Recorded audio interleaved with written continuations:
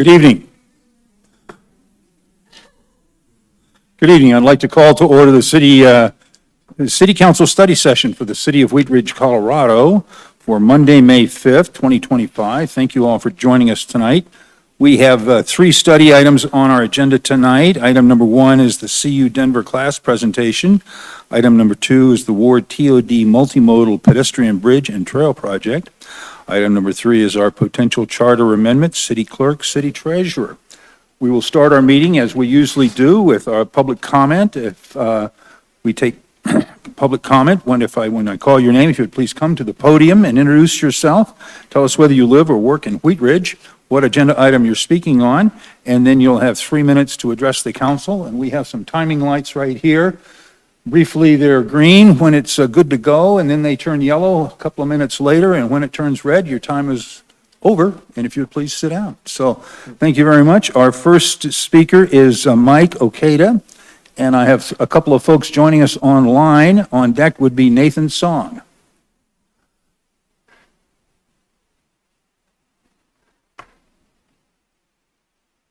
Thank you, Mayor Starker, and thank you, City Council. My name is Mike Okada, and I live at 5066 Ward Road.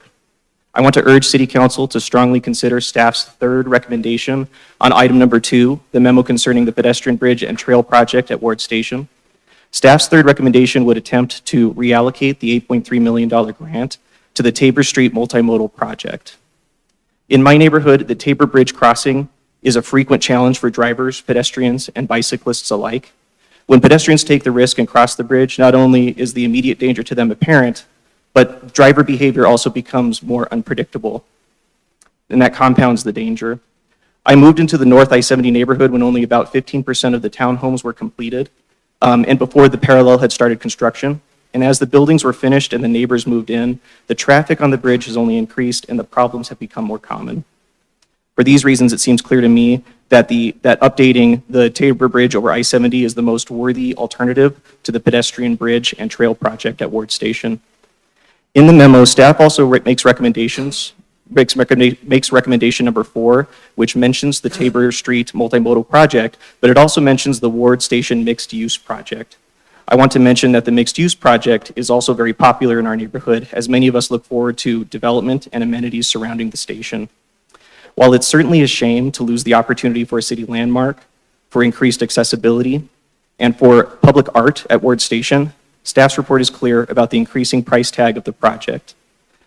The report is also correct about the residents' lack of value seen in the bridge crossing the tracks, and the businesses on the south side of the tracks would certainly enjoy the convenience of the trail and pedestrian bridge, but there is an already existing pedestrian crossing by 5075 Tabor Street on the east side of Ward Station. Lastly, I want to say thank you to the members of council and to Mr. Goff for speaking with me about these issues recently. I also want to say thank you to city staff for the thorough information on the report and for the communication and community outreach. Thank you. Thank you. Our next speaker is joining us online, Nathan Song. If you would please unmute yourself. And he's not on? They're not online. Neither of the songs are on? Okay. Then we will go to Thomas Fox. I have Thomas Fox signed up to speak on an item. Mr. Fox, if you are online with us, if you would please unmute yourself. Excuse me, Mayor. Tom Fox is online, but he also sent in a written public comment. Would you like to speak also? Mr. Fox, you're welcome to speak if you'd like to speak at this time. Okay, hearing no response, we will move through our citizens' right to speak. Thank you all very much for coming to talk with us. With that, we will go to agenda item number 1. This is the University of Colorado Denver class presentation. So I believe Councilor Weaver is, all right? Well, I'm back again this year with some great projects. We have been working this year with Director DeAndrea from Public Works around a couple projects. And the first will be a bus stop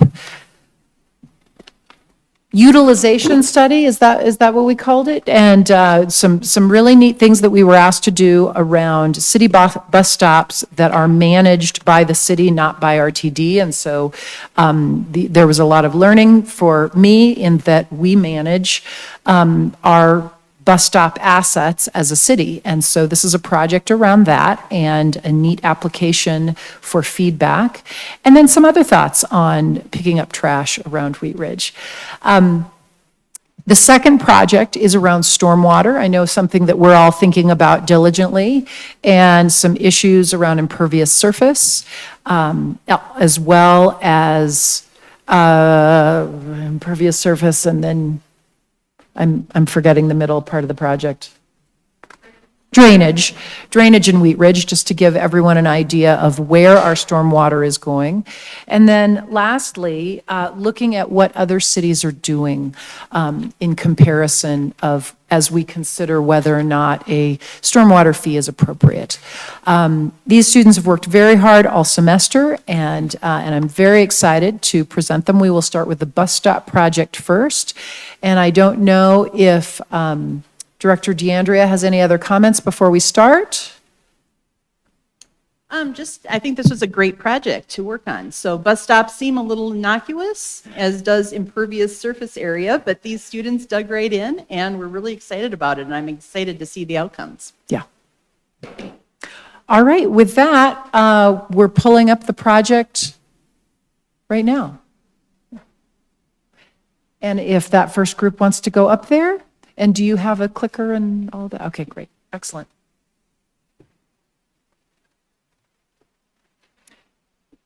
And please, for all of you, please introduce who you all are before you start.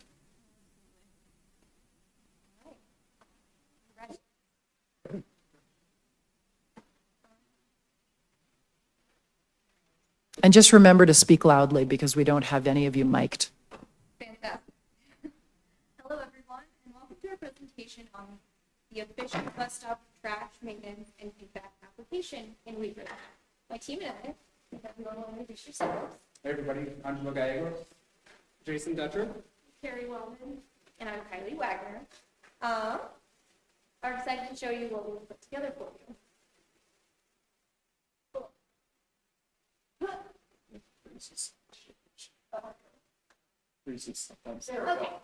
Okay. Our project focused on a few overall goals: trash pickup, community feedback, decreased road wear, and saving money. Maintaining bus stops, particularly concerning waste management, is crucial for public transit, but is often overlooked.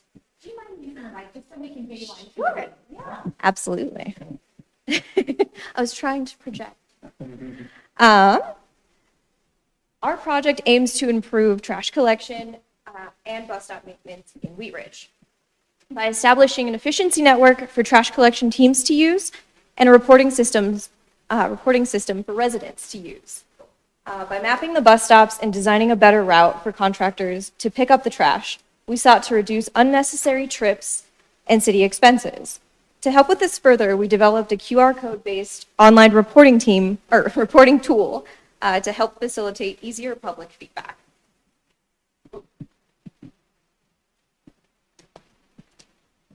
Additionally, our study revealed that heavy vehicles such as semi-trucks, RVs, and specifically trash trucks can increase damage on roads.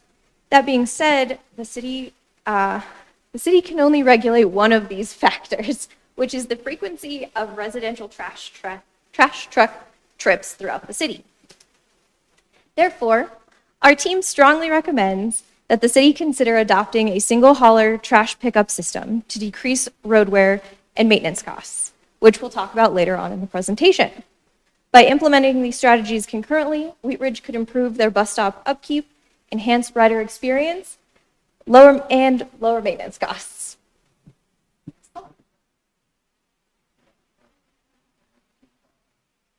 One more back. There we go. All right.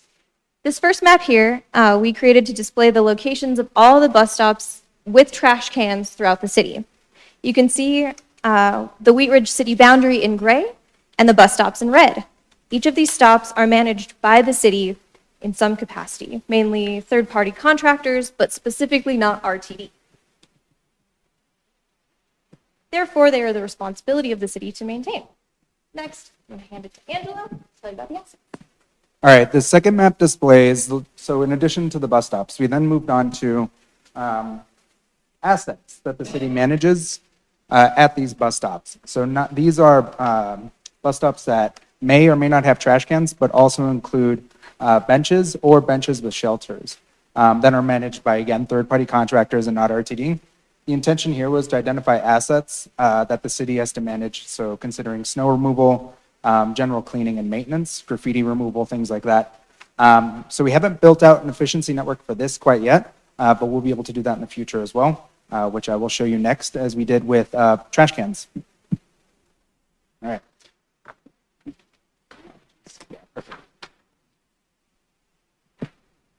So yeah, this third map displays one way to optimize an efficient trash collection network across the city. So this sample is modeled for 8 a.m. on a Monday and maps out the different stops and the route.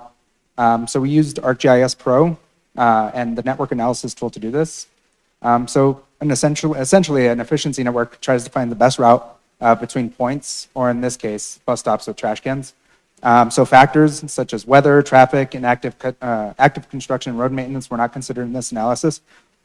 Instead, we should look at this as a route snapshot that considers distance between points alone. So the sample network here starts at Youngfield and 29th and ends at Kipling and 51st, and then uses arterials such as Wadsworth and 38th. And in addition to that, the green starting points and the red finish points can be modified to the contractor's desire. And next up, Jason. Thank you. So our second goal was to implement a public feedback system that the city could use at their bus stops to help more efficiently service them. And so we started by researching how other individual cities are maintaining their bus stops, because it is the responsibility of the city to maintain each of these bus stops. And one common theme that we saw throughout all of our research was an online feedback reporting tool. So to begin developing our tool, we spoke with Director DeAndrea to figure out what was most important to pinpoint as far as information to collect when we started building that out. And those issues included overflowing trash cans, debris or trash within each of the bus stops, a snow removal needed, or whether bus stops or the benches were damaged. So important information to gather from each of those data points. We then decided to build the application from there. It was a straightforward solution to the common issue of how are cities maintaining each of their bus stops. And to do this, this tool allows everybody to quickly report an issue, and it creates a live actionable report that the city can act on, and it's immediate. There's no lag between field reporting and when staff can see visibility of the issue.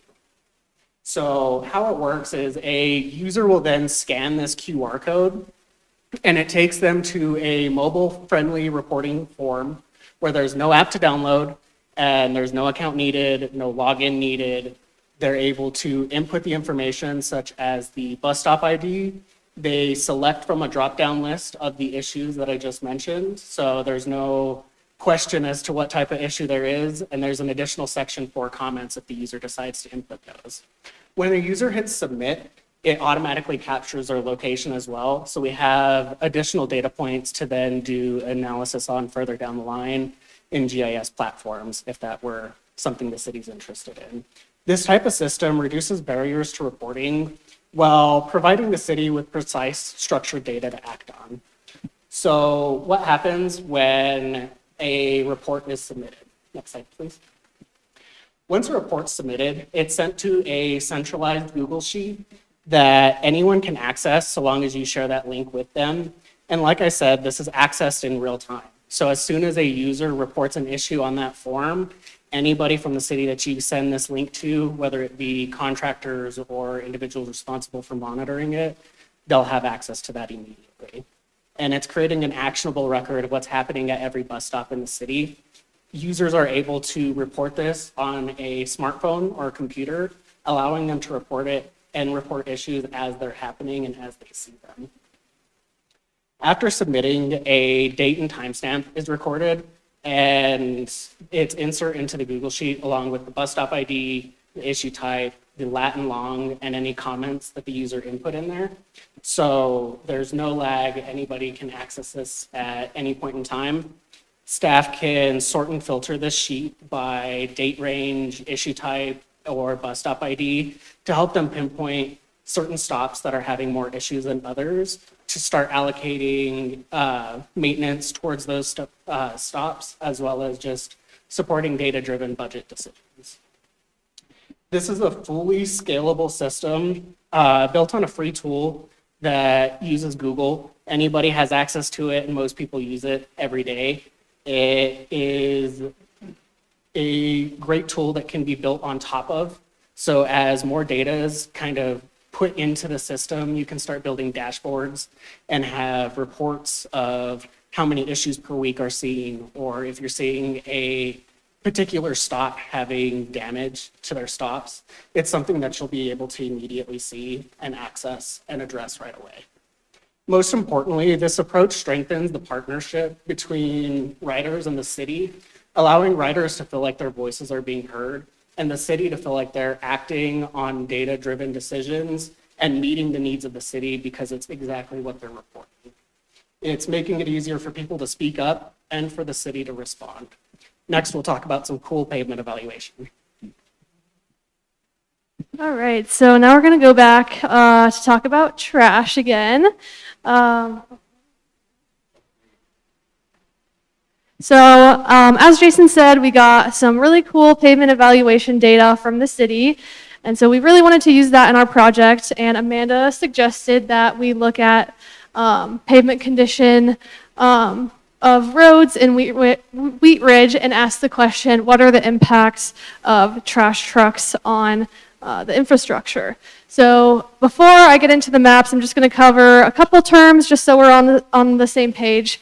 So a single hauler trash collection system is when one entity controls the trash collection for a city. So that can either be the city public works department has a trash and recycling department that does all that, or they can contract out through a private company. And then a multi-hauler trash collection type, which is what Wheat Ridge has, is when each resident or property owner chooses the company that they want to contract out with. And that causes a lot more trash trucks on the road because you have multiple different companies that have trucks on the road. And then PCI, which is Pavement Condition Index, I'll be referring to it as PCI, but it's basically a universal way to measure the quality of pavement. So the values range from 0 to 100. Closer to 0 means worst pavement condition that needs attention. Closer to 100 means better pavement that does not need immediate attention. So onto these maps. The map on the left shows a map of Denver and the surrounding areas. We've got Wheat Ridge circled here. And this is showing if the city has either a single or multi-hauler trash collection type. As I said, Wheat Ridge in red here has a multi-hauler. So the red is multi-hauler, green is single. And then on the right here, we have the corresponding cities and their PCI number. So we've got Wheat Ridge again here. We have a PCI of 66 we found through the data. So the values in red and orange are on the lower side, showing worse pavement condition, and then the values, or the colors yellow and green, have higher values showing better pavement condition. So comparing these two maps, we wanted to see if cities with multi-hauler trash collection systems have lower PCI values, since through our preliminary research, we found that these trash trucks have a big impact on infrastructure. So just to point out a couple areas, we have Littleton and Englewood down here with lower PCIs, and they're both multi-hauler. We've got Westminster up here is also a multi-hauler and has a lower PCI value. On the flip side, we have cities like Denver and Commerce City and Thornton are all single hauler, and they all have relatively good PCI values.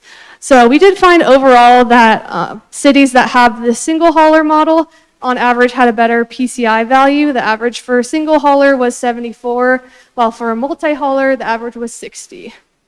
There are exceptions to this, of course. Like Arvada here is single hauler, and they have a lower PCI. And then on the other hand, Lakewood and Aurora are both multi-hauler.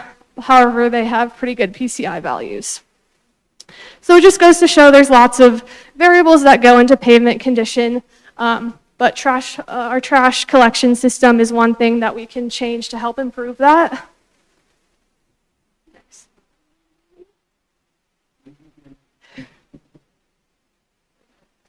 So looking a bit more into Wheat Ridge specifically and its roads, we have another map here showing PCI of specific road segments in Wheat Ridge. So again, the green and yellow values are a better PCI, while the orange and red are a lower PCI. So Wheat Ridge has a very wide variety of pavement conditions throughout the city. Some of these main roads, I believe 44th is here and 38th, tend to have more yellow and green values. So the busier roads actually tend to have better pavement conditions, while areas, some of the residential areas in the southern, some of the eastern areas tend to have a lower PCI score. So as I've been talking about, trash trucks have a huge impact on the degradation of roads and infrastructure. Trash trucks, actually when full, can weigh almost as much as a semi-truck. So when you have multiple companies with trucks on the road going through these smaller residential areas multiple times, it really compounds the wear and tear and can cause more repairs down the line.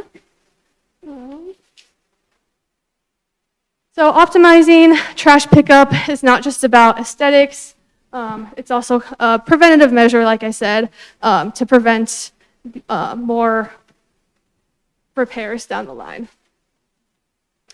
So to wrap this all up, I know we talked about a lot of different stuff. What does this mean for Wheat Ridge? Why do we care about this? So efficient bus stop maintenance saves time and resources when we have a network that is efficient for us to service all the bus stops and not to duplicate or go over paths multiple times. That helps the city to work smarter instead of harder. And then community engagement improves responsiveness. With our QR-based application tool, residents can be part of the solution. They can feel more connected to their community, and that, again, helps the city be more efficient. And then fewer trash trucks on the road means longer lasting roads. So every additional hauler in Wheat Ridge just compounds this wear and tear, but by switching to a single hauler system, we can help save a couple years of our pavement, make it last a little bit longer, save money, and all of these solutions integrated together can lead to long-term benefits for Wheat Ridge. It's not just about, I know we talked a lot about, aesthetics and efficiency, but it's also about how we use our roads, how we budget our resources, and how our community engages. Thank you. I think that's all we have. We have time for questions. Okay, thank you. All right, we'll go to questions. Councilor Ohm. First off, thank you for that presentation. A lot of good information there. I did have one question as I started thinking about, and I really appreciate you showing where some of the outliers were. But the one question I had was in the middle of Wheat Ridge, there was that one map, and it was like the conditions of the road, different colors, and it was kind of generally red. Yeah, right there, it kind of about in the middle. There's I know it's Field Street, a little bit, yeah, almost right there where you first had the point, a little bit to the right. Yeah, right there, kind of a little bit south. In that area, there are no, where it's red, there's a lot of red right in the middle. Yeah, right in that area. There's no curb and gutter. And did you ever think about like how the trash trucks impact roads that have basically no edge? So every time they're touching that edge, they're compacting it, and what that would do. Yeah, that's not something we were able to kind of dig into on our research, but yeah, definitely an interesting question to ask. And if we had more time, I think it'd be really cool to go into more detail and look at different variables like what you just said. Director DeAndrea, do you have an answer for that question?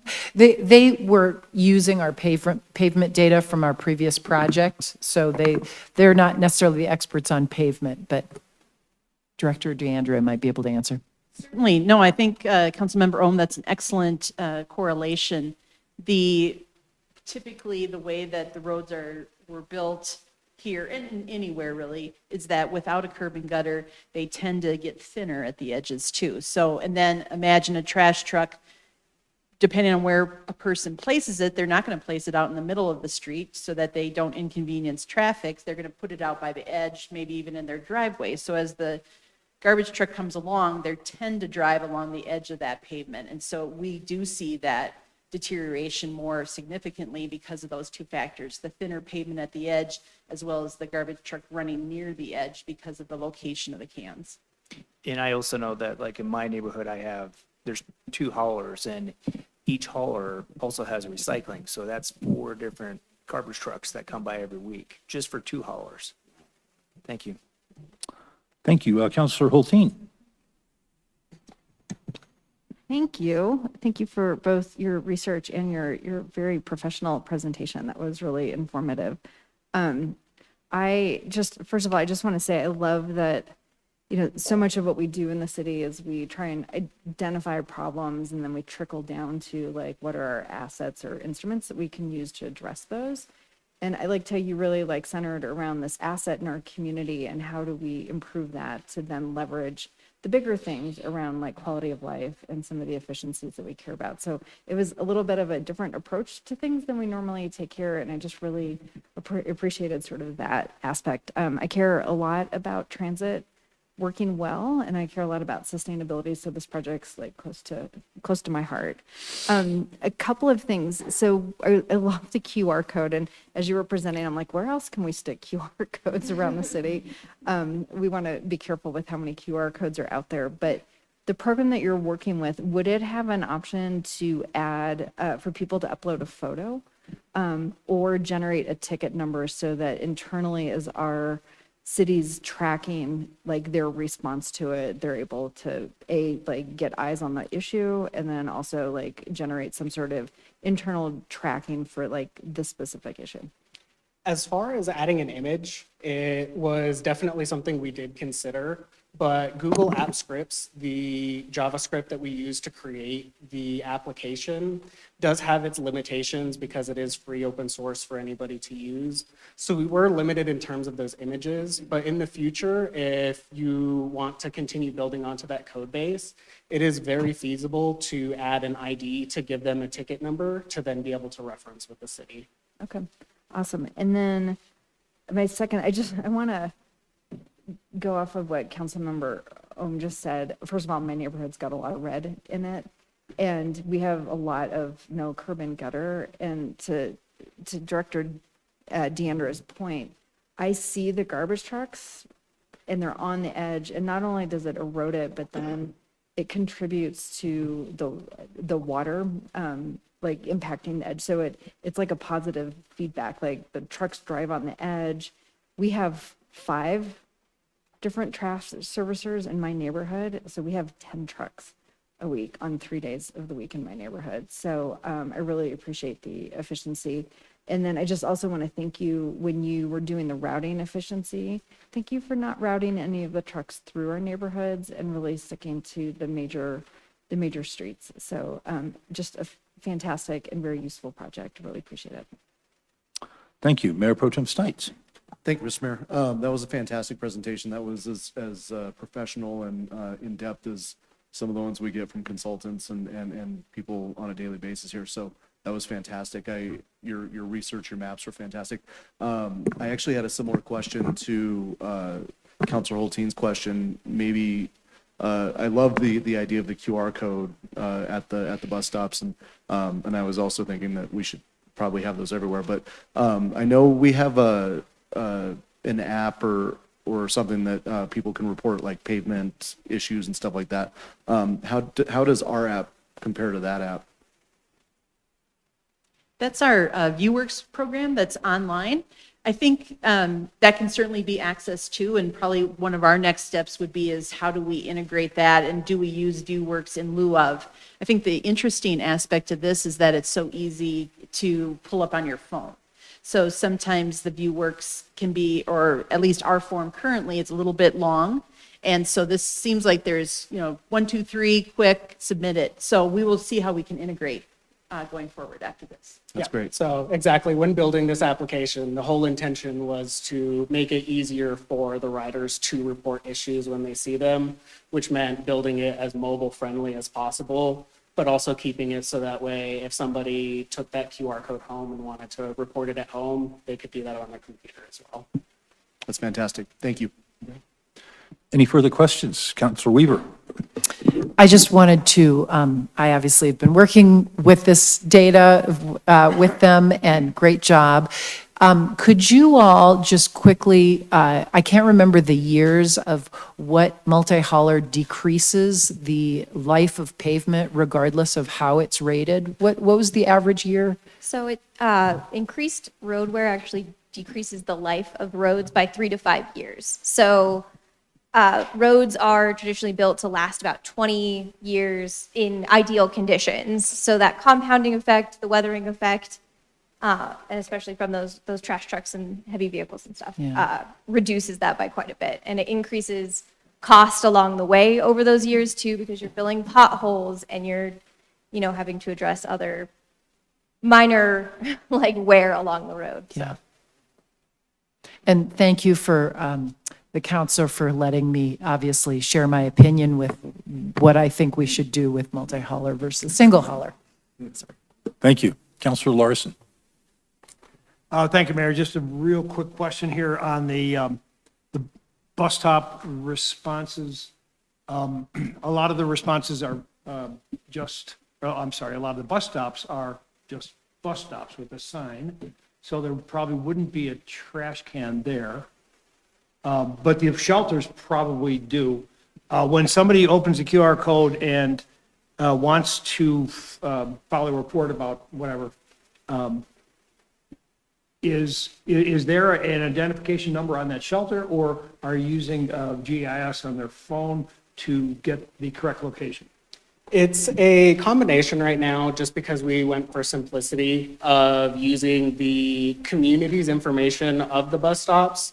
So most people, when they ride a stop, they know which line they're on, which stop they get off, and which stops that are along their line. So we're relying a little bit on that information for the bus stop ID, but that is why we did include that lat long capture, is to try to gather that information of where they're reporting the issue, because most of the time when they are going to be reporting it, it will be a instantaneous scan.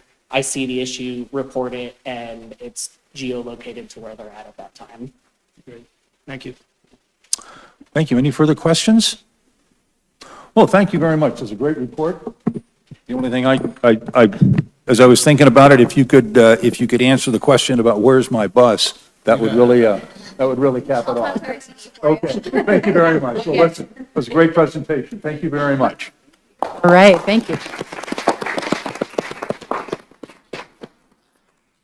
Okay, this next presentation is on stormwater in Wheat Ridge.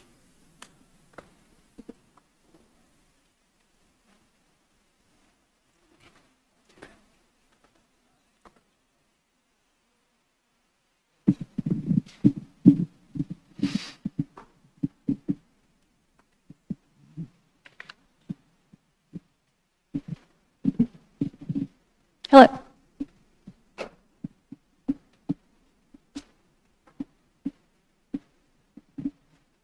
Good evening. While we're getting ready, there is a packet in front of you of some of the maps that we're going to be looking at in this presentation that I turned over in front of all of your desks.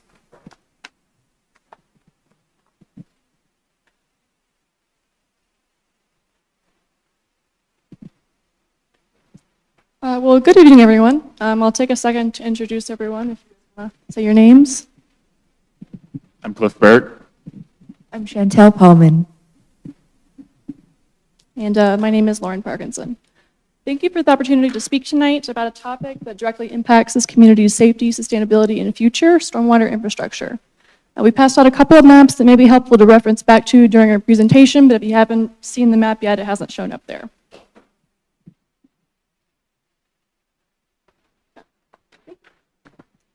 Impervious surface refers to ground cover that does not allow water to penetrate easily into the ground, which means that rainwater instead runs off these surfaces, contributing to stormwater acclimation and flash flooding. Examples of impervious surface include buildings, parking lots, and driveways. Rapid urbanization has led to a significant increase in impervious surface across cities worldwide, and Wheat Ridge is no exception. The dramatic and devastating floods from the summer of 2023 highlighted the urgent need for updates to the system. It is our understanding that Wheat Ridge is considering a stormwater fee, where different kinds of properties would be assessed differently. We were asked to identify commercial and multifamily properties to assess existing stormwater infrastructure and drainage systems, and to look at how other cities have considered this issue. This project aims to evaluate existing infrastructure and to offer recommendations for how to proceed with these improvements. We had 3 major goals. First, to measure impervious surface coverage within commercial and multifamily parcels. Second, to assess stormwater infrastructure and drainage systems. And third, to explore the feasibility of a potential stormwater fee in a way that was fair and efficient. By addressing these concerns, the City of Wheat Ridge can take meaningful steps towards a more comprehensive stormwater management plan and ensure that the community will be more prepared for the future.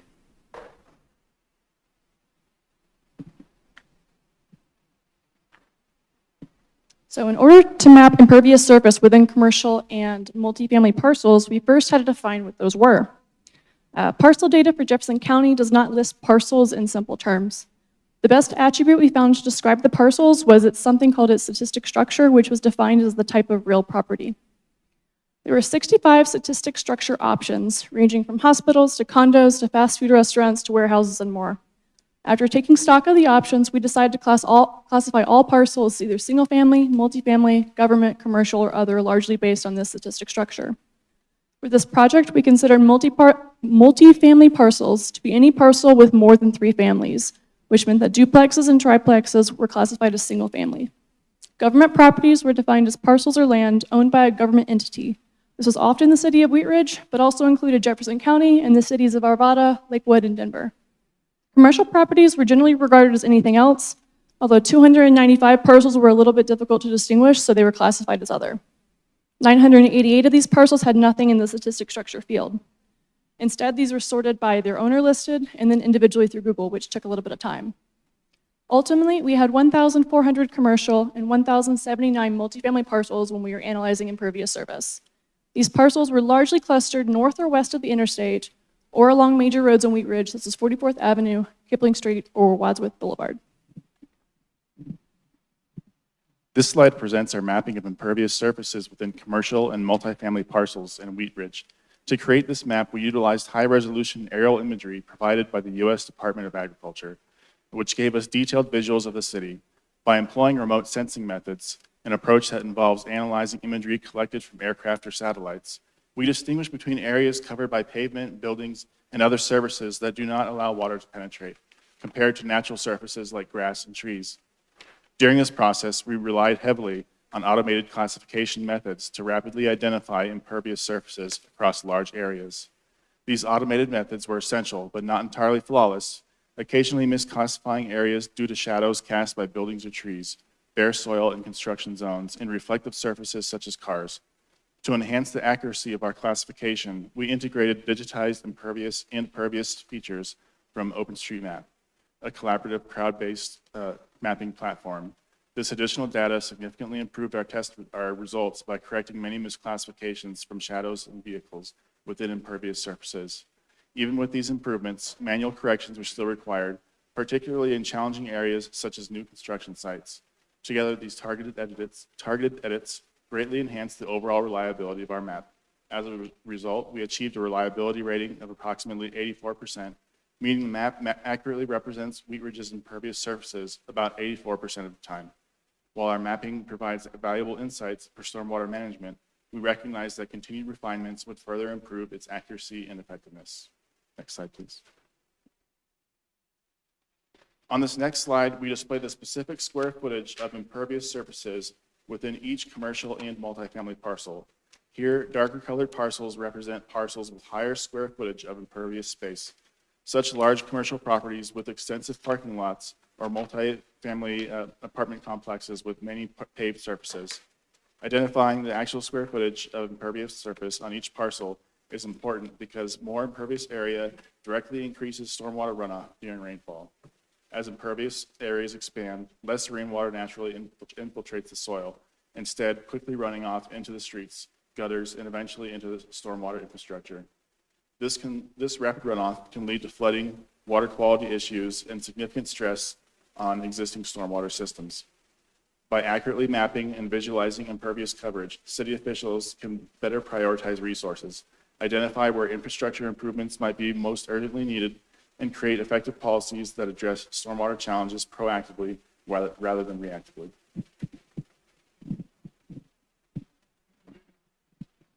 Because water naturally flows downhill due to gravity, it is important to get a general sense of the elevation and elevation variation in an area when talking about drainage systems.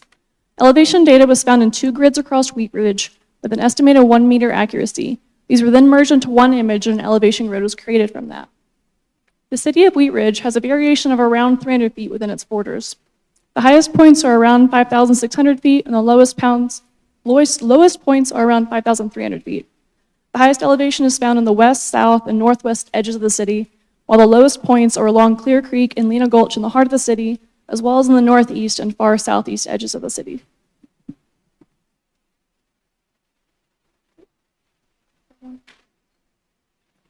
While stormwater can be artificially directed through human-built designs, these man-made structures generally take advantage of elevation and naturally occurring systems. Runoff in Wheat Ridge may pass through human stormwater infrastructure, but those built systems will inevitably link up to the natural ones. With elevation previously defined, we then wanted to know where the water would naturally go first. We did a hydrological analysis in ArcGIS to determine low stretches of elevation where water would naturally acclimate. Creeks and rivers, such as Clear Creek and Lena Gulch, are components of these systems, but they are not the only moving parts. You can see the natural drainage network shown in a light blue line on the map. While all runoff in Wheat Ridge ultimately will flow to the South Platte River, there are 2 different ways that it gets there. The orange basins flow northeast, emptying into Clear Creek before joining the South Platte River near Commerce City. The green basins flow southeast through Edgewater towards Sloan's Lake before joining the South Platte River from there. Most of the areas that flow southeast are in Wheat Ridge District 1.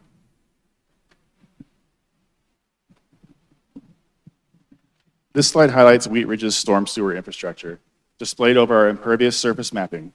Wheat Ridge has approximately 58 miles of storm sewer pipes. The pipes shown here are scaled by pipe diameter, where thicker lines represent larger pipes that handle higher volumes of stormwater. Notice how the pipe network becomes denser and pipes are typically larger in lower lying areas. These lower elevations naturally collect more runoff due to gravity, making these regions particularly critical for stormwater management. Areas with extensive impervious coverage often align with denser pipe networks, indicating where runoff rapidly accumulates. Having a clear visual of this infrastructure is crucial because it directly relates to city planning and budgeting decisions. For instance, identifying sections of the city where storm sewer capacity may be inadequate helps prioritize infrastructure improvements or targeted maintenance, reducing the risk of future flooding and infrastructure failures. By aligning these infrastructure investments strategically with areas that experience significant runoff, the city can maximize the impact of every dollar spent on stormwater management. Next slide, please. With a clear understanding of Wheat Ridge's impervious surfaces and the stormwater infrastructure serving them, the next logical question is how we might sustainably fund improvements in maintenance. Many cities facing similar issues have developed stormwater fee systems specifically designed to address infrastructure needs and encourage responsible land use. Cities use different methodologies for structuring these fees. Some municipalities charge a flat fee per property, while others calculate stormwater fees based purely on the total impervious area of a property, ensuring property owners pay proportionally to the runoff their parcels generate. Hybrid approaches combining flat fees with fees based on impervious area or using the percentage of impervious space as a multiplier are also practiced. These hybrid methods can potentially incentivize less impervious development and balance simplicity with fairness. Chantel will now discuss specific examples from other cities, highlighting the strengths and potential applicability of these different fee structures and exploring which options might be best suited to address Wheat Ridge's stormwater management goals and community needs. Thank you. We were asked to review what other cities did for their stormwater assessments. None of the cities used the same methods. In this next section, we'll go over them. San Antonio, Texas has a fee for all property types other than government properties. This stormwater fee is based off square feet of impervious space per parcel and by property type. For example, if the property is multifamily and has less than 2,200 square feet of impervious space, then it will cost $7.19. A commercial property with the same impervious square footage would cost $18.32. Englewood, Colorado applies their fee to all property types. Their fee is a flat fee, so there's no need to calculate the individual cost per parcel. The fee is annually decided based on what the city needs for stormwater system investments and maintenance. Net cost is then evenly split among the property owners. Colorado Springs also applies their fee to all property types. There is a flat fee for residential properties, but the fee for all other properties is based on the number of acres of impervious space per parcel. Residential properties pay $8 per month, whereas non-residential properties pay $45 per acre per month. Wheaton, Illinois is the last location of our stormwater assessment review. Their system is a hybrid system that is made of the combination of a tier system and the amount of impervious space per parcel. The tier system is based off the percentage of parcel covered in impervious surfaces. Tier 1 is any parcel with less than 20% of the land covered in impervious surfaces. Tier 2 is any parcel with less than 40% of the land covered in impervious surfaces. The tiers go on to Tier 5 with 20% increases between them. The tier is then used as a multiplier to the square footage of impervious space in the parcel. So we have looked at and measured impervious surface within commercial and multifamily parcels, looked at natural drainage systems created by the topography, and explored pipe variation in the city of Wheat Ridge. We have also explained how other cities create tier systems and assess stormwater fees within their boundaries. We would first recommend doing a more detailed analysis of impervious surface throughout the entire city. Knowing the total amount of impervious surface compared to the amount on commercial and multifamily lots would probably be helpful in determining who would most equitably shoulder stormwater burden. We would also recommend a more in-depth hydrological study to identify bottlenecks between natural and built stormwater systems, as well as within built systems themselves. Last, if Wheat Ridge does decide to implement a stormwater fee, we would probably recommend they do so in some sort of tiered system, as that did seem most equitable. Thank you for taking the time to listen to our presentation today. We'd especially like to thank Dr. Amanda Weaver and Director Maria DeAndrea for their assistance over the last few months. What I appreciated most about this project is that it wasn't theoretical. The questions tackled a real problem, and I would like to think that our research will ultimately help find real solutions. I work with stormwater data at my current job, but most of that is superficial analysis or annotations. I didn't really think about or begin to understand the complexity and magnitude of natural and built drainage systems until working with the data for this project. I've always appreciated green spaces within urban and suburban areas, but this project highlighted just how vital they are, especially as development continues and impervious surface increases. Thank you again for your time. Thank you very much. We have time for a few questions. Are there questions out there from councilors? Mayor Pro Tem Stites. I actually don't have a question because that was a very thorough presentation. Again, very professional and very well done. And the research behind it, again, this is something we're currently about to embark on, or just a little bit past, but that's phenomenal, and you guys did a great job. And you all must have a great teacher, so good job. Thank you. Councilor Hulteen. Oh my gosh, same thing. Just kudos to you guys. Great presentation, great research. And as a map fangirl, tonight's probably one of my favorite nights of the year. This is more just a comment, but to your point you just made about doing like a really practical research project, your maps demonstrated actually two recent policy discussions we've been having. One is we've been revisiting removing parking minimums throughout the city. And when I was looking at your maps, I was just really cognizant of how much of that impervious surface was parking, like underutilized, unused parking. So I was struck that your research is really underscoring that this council is looking at removing parking minimums, which will in turn contribute to the stormwater runoff issues. So I feel like your research is underscoring some of the decisions we're making here And then a week ago, we were in this room adopting a rezoning of the Lutheran, which was the biggest chunk of impervious surface in our city.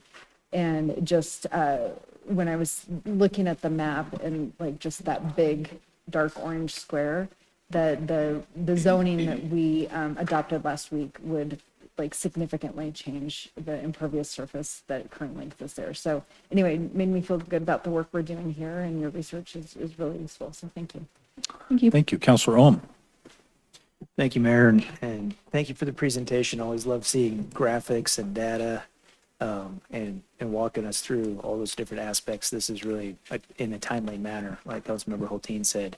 The one question I kind of had was, typically what I see with a development is that they will have to do a detention. And so, if we were to do some type of, consider some type of assessment for, they've done the parking lot, it's big, they've added detention to try to help mitigate that, but then we would still try to assess a fee. Did you guys look at also at the impacts of bioswales? We did not for this project, but I definitely understand what you're saying. Because I think that potentially too, there might be some areas in Wheat Ridge where detentions take up a tremendous amount of space, and the other alternative is to go underground, which becomes really costly. And another idea I just had is if we're doing a fee for doing the parking lots, perhaps we could also consider in some areas where it's like they just can't do detention, could they do off-site credits for bioswales? And so that the money would still kind of come in, but they would somehow, that might get factored in, doing some type of off-site bioswale to help mitigate downstream. I'm going to quick jump in, and I know Director DeAndrea is as well on the answer that we did not have them go into that. But something that I thought was interesting is that there are cities that both sort of penalize for imperviousness and also,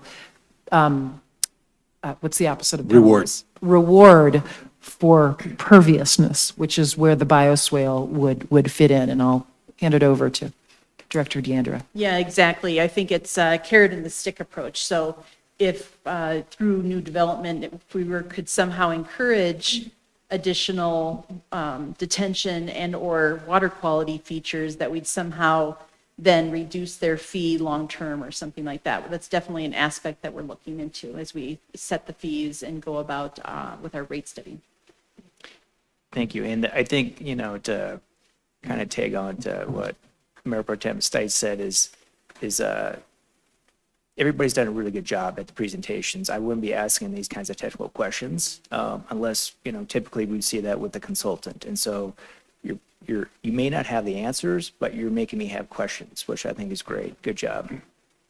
I know one of the cities that we looked at did have kind of a rebate system where up to 30% of the fee would be refunded if they did certain stormwater things. So it's along the lines of what you were talking about.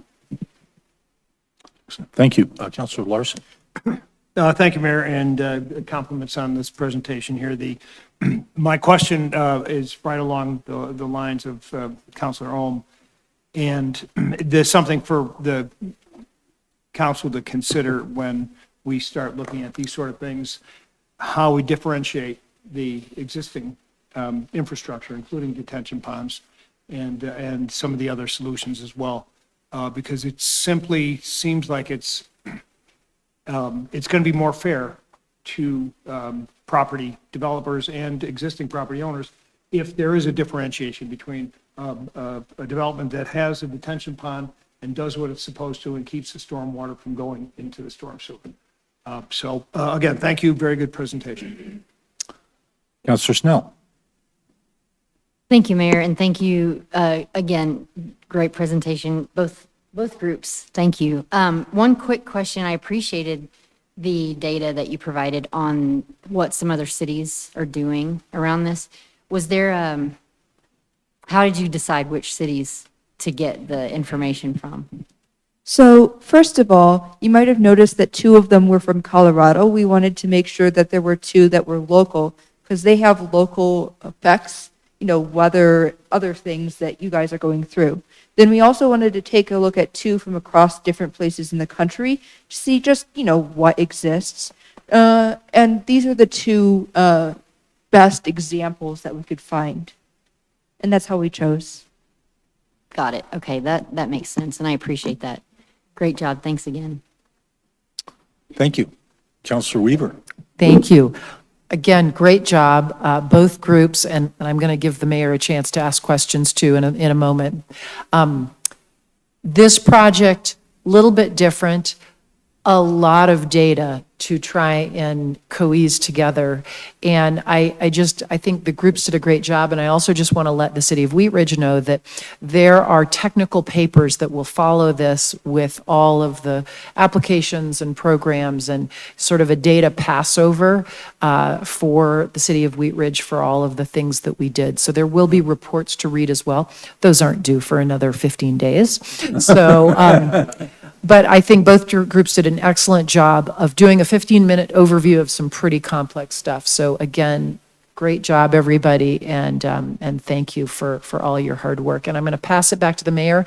And then, Mayor, if we could take 5 minutes to take some pictures and all those things after you've asked your questions. Well, I don't want to delay the photos and the fun. So I just want to thank you very much. It's a really interesting project, and there's a lot that goes into it. So thank you all very much. I think you did a great job. So yeah, so come on up and bring your groups. And I know the mayor has something for you. Take some pictures.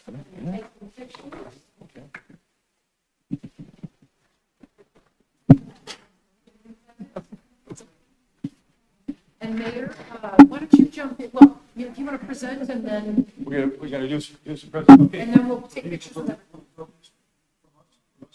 Thank you very much. Great job. Thank you very much. We appreciate it all. It's not a key to the city. Totally key to the city.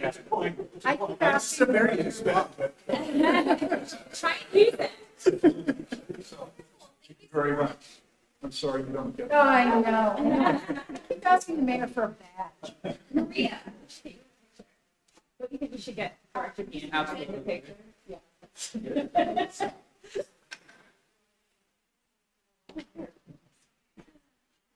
job.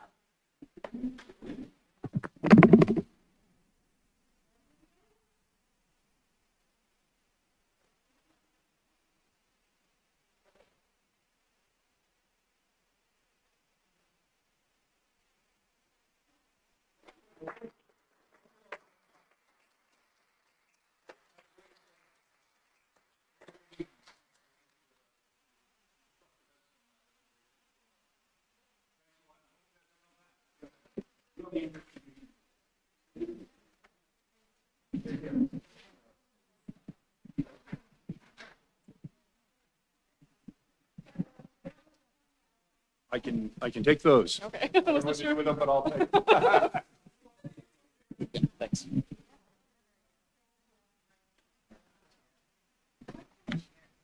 Okay, yeah, did you say? Or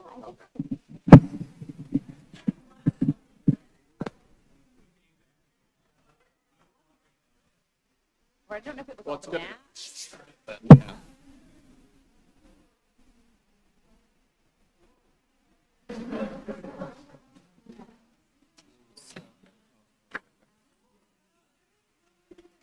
She's going to share it so you can watch Okay. it.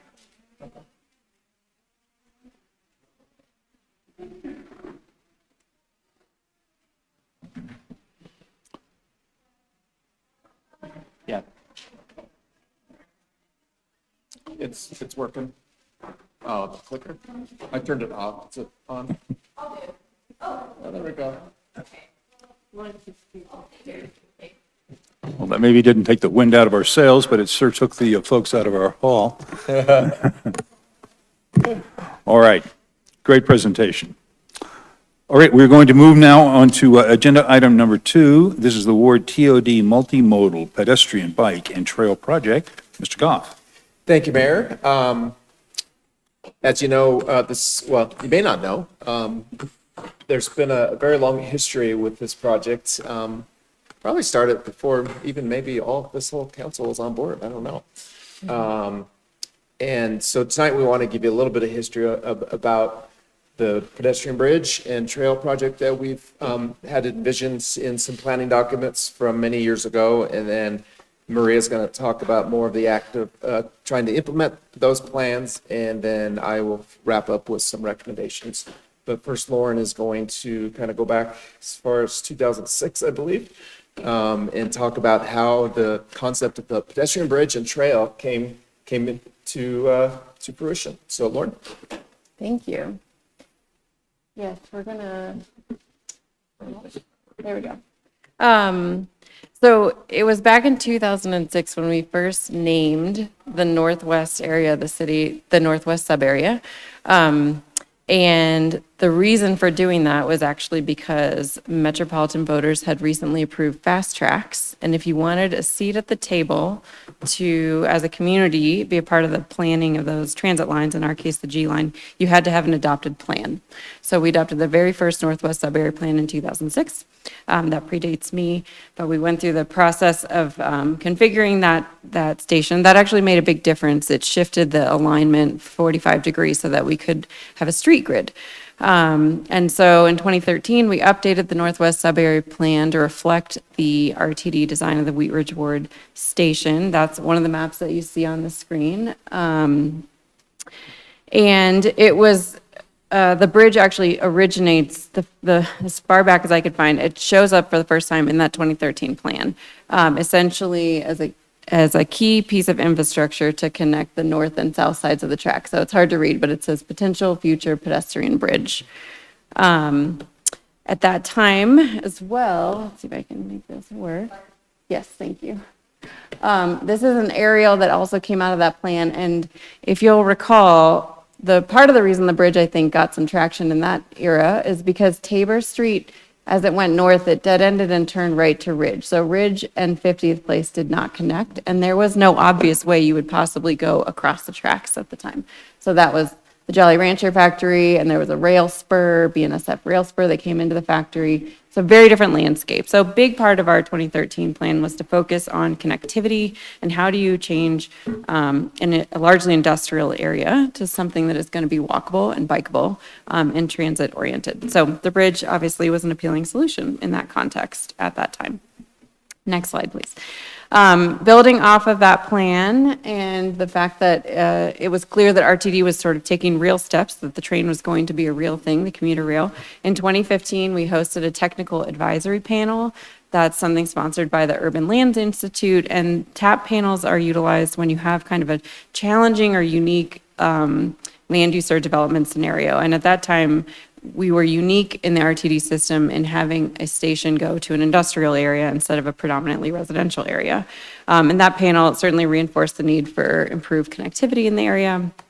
In 2016, you'll recall, we had the community approved Investing for the Future, our 2E bond, the half-cent sales tax. By then, RTD had completed most of their improvements. That's the image on the bottom left. They were actually responsible for connecting some of those missing links. So they built the Tabor, Ridge, 51st, and Taft Court connections to start our street grid. The ballot language really left the options open for the station area. The language was pretty broad, so there was a wide range of possible projects. So after 2E was passed, we hired a consultant. They developed that image on the right to come up with a vision plan of sort of what could this area look like if it was more transit oriented. And as a part of that project, the bridge was retained as kind of this iconic central feature. These lines are sort of view sheds, and it could be artistic, and it could really help connect the north and the south. And part of their concept was at the time to think about acquiring those two ponds as a regional park. So the bridge would become this very important gateway between more residential uses and a sort of major amenity. Next slide, please. We worked for a while to translate this vision into a list of possible projects. So this is one of the graphics we took kind of on a road show throughout the city, but also to those neighborhoods that were burgeoning in the Northwest. We had $12 million allocated from 2E to this area, which we all know is not a lot of money to spread throughout this list of projects. So we were really focusing at the time on how we could maximize the impact of our public funds to catalyze private sector investment. At the same time, that's sort of the era when Toll Brothers was coming through and Haskins Station was happening and Hans Ranch. We had a lot of private sector pressure to develop north and south of the tracks. We were trying to evaluate kind of what from this possible project list might get built by a developer and what is very unlikely to fall in their purview. So 52nd, ended up in our project list because of its length and the fact that no single developer would be able to manage that in the 3 different jurisdictions. The bridge remained on the project list because it would never have clearly fallen into one single developer's program. Next slide, please. So then in 2019, we started to do some conceptual designs for the bridge. What does this actually look like? Trying to understand what that would be. And then by 2020, we had COVID, which you'll recall put a pause on a lot of things, including the funding for any project up in this northwest sub area. And then I think my last slide is just this comparison. It's hard to see all the changes, but if you squint your eyes, you can see there's plenty of them, particularly north of the track. So this is an aerial from 2012 and then from 2025. And 2 major things have evolved, probably many things. Maria will get into some of the weeds. From a cost standpoint, when we go back to our very original 2E meeting notes, I think we thought the bridge was going to be $3 to $4 million. And you saw in the memo that is not the case, both because of the complexity of the project and the passage of time. We also thought right-of-way acquisition would be fairly minimal because of easements or land swap arrangements, and that's just really not how it's played out. From a planning standpoint, I think this has always been a good project. It may not be the right project at this moment in time, and there's a few reasons for that. Some of our land use assumptions just haven't played out the way that we thought they might. We thought there'd be a regional park, and that's not something we decided to pursue. You may recall that there was a zone change for residential development on the western of those ponds. That happened in 2020, but there's been no further entitlement or development there. And as we got a lot more residential pressure north of the tracks, we were realizing how rare and valuable our industrial zoning is south of the track. So you saw in the economic development strategy that it's really critical that we preserve that. And so we made the conscious policy decision over the last 10 years to limit that residential pressure and not allow residential development in that area between the tracks and the frontage road. So as some of these land use assumptions have or have not come true, or we've sort of pivoted along the way, I think the bridge from a land use standpoint may not be as justified as it once was based on land uses and the costs that we're seeing. That's the cliff notes of a lot of public engagement and planning and variety of contracts. I'll pass it over to you, Maria, to get more in the weeds on the actual project itself. Hey, thank you. Yeah, so this, again, just did that. Thank you. So again, this shows, next slide, please. Thank you. Oh, there's something spinning up there. Keep going if you could. There we go. Oh. Yep, so this is just, again, kind of a smaller view of the green line shows the location of the pedestrian bridge over the tracks and then where it would connect, and the trail is the red line that traverses up from the I-70 frontage road straight and then has a little bit of a hook there at the end to connect to the end of the bridge. So the length of that trail is roughly 1,100 feet and the ped bridge itself is about 220. So that was the project. This is a rendering of that. And back in the years when, as Lauren was talking about, a lot of that was very conceptual. And over time, as we've developed the plans, we're about 90% complete right now. It really has changed and evolved for a variety of reasons, which I'll get into. But this was the original concept with a covered bridge and then an elevator on either side with a stairway as well, and then leading down to a pedestrian plaza at either end. And then on the south side as well, having a vehicular drop-off and pickup spot. So if you did want to, were south of the tracks, you could drop somebody off, or you could go into the RTD rail station area or parking lot and drop somebody off on the north side.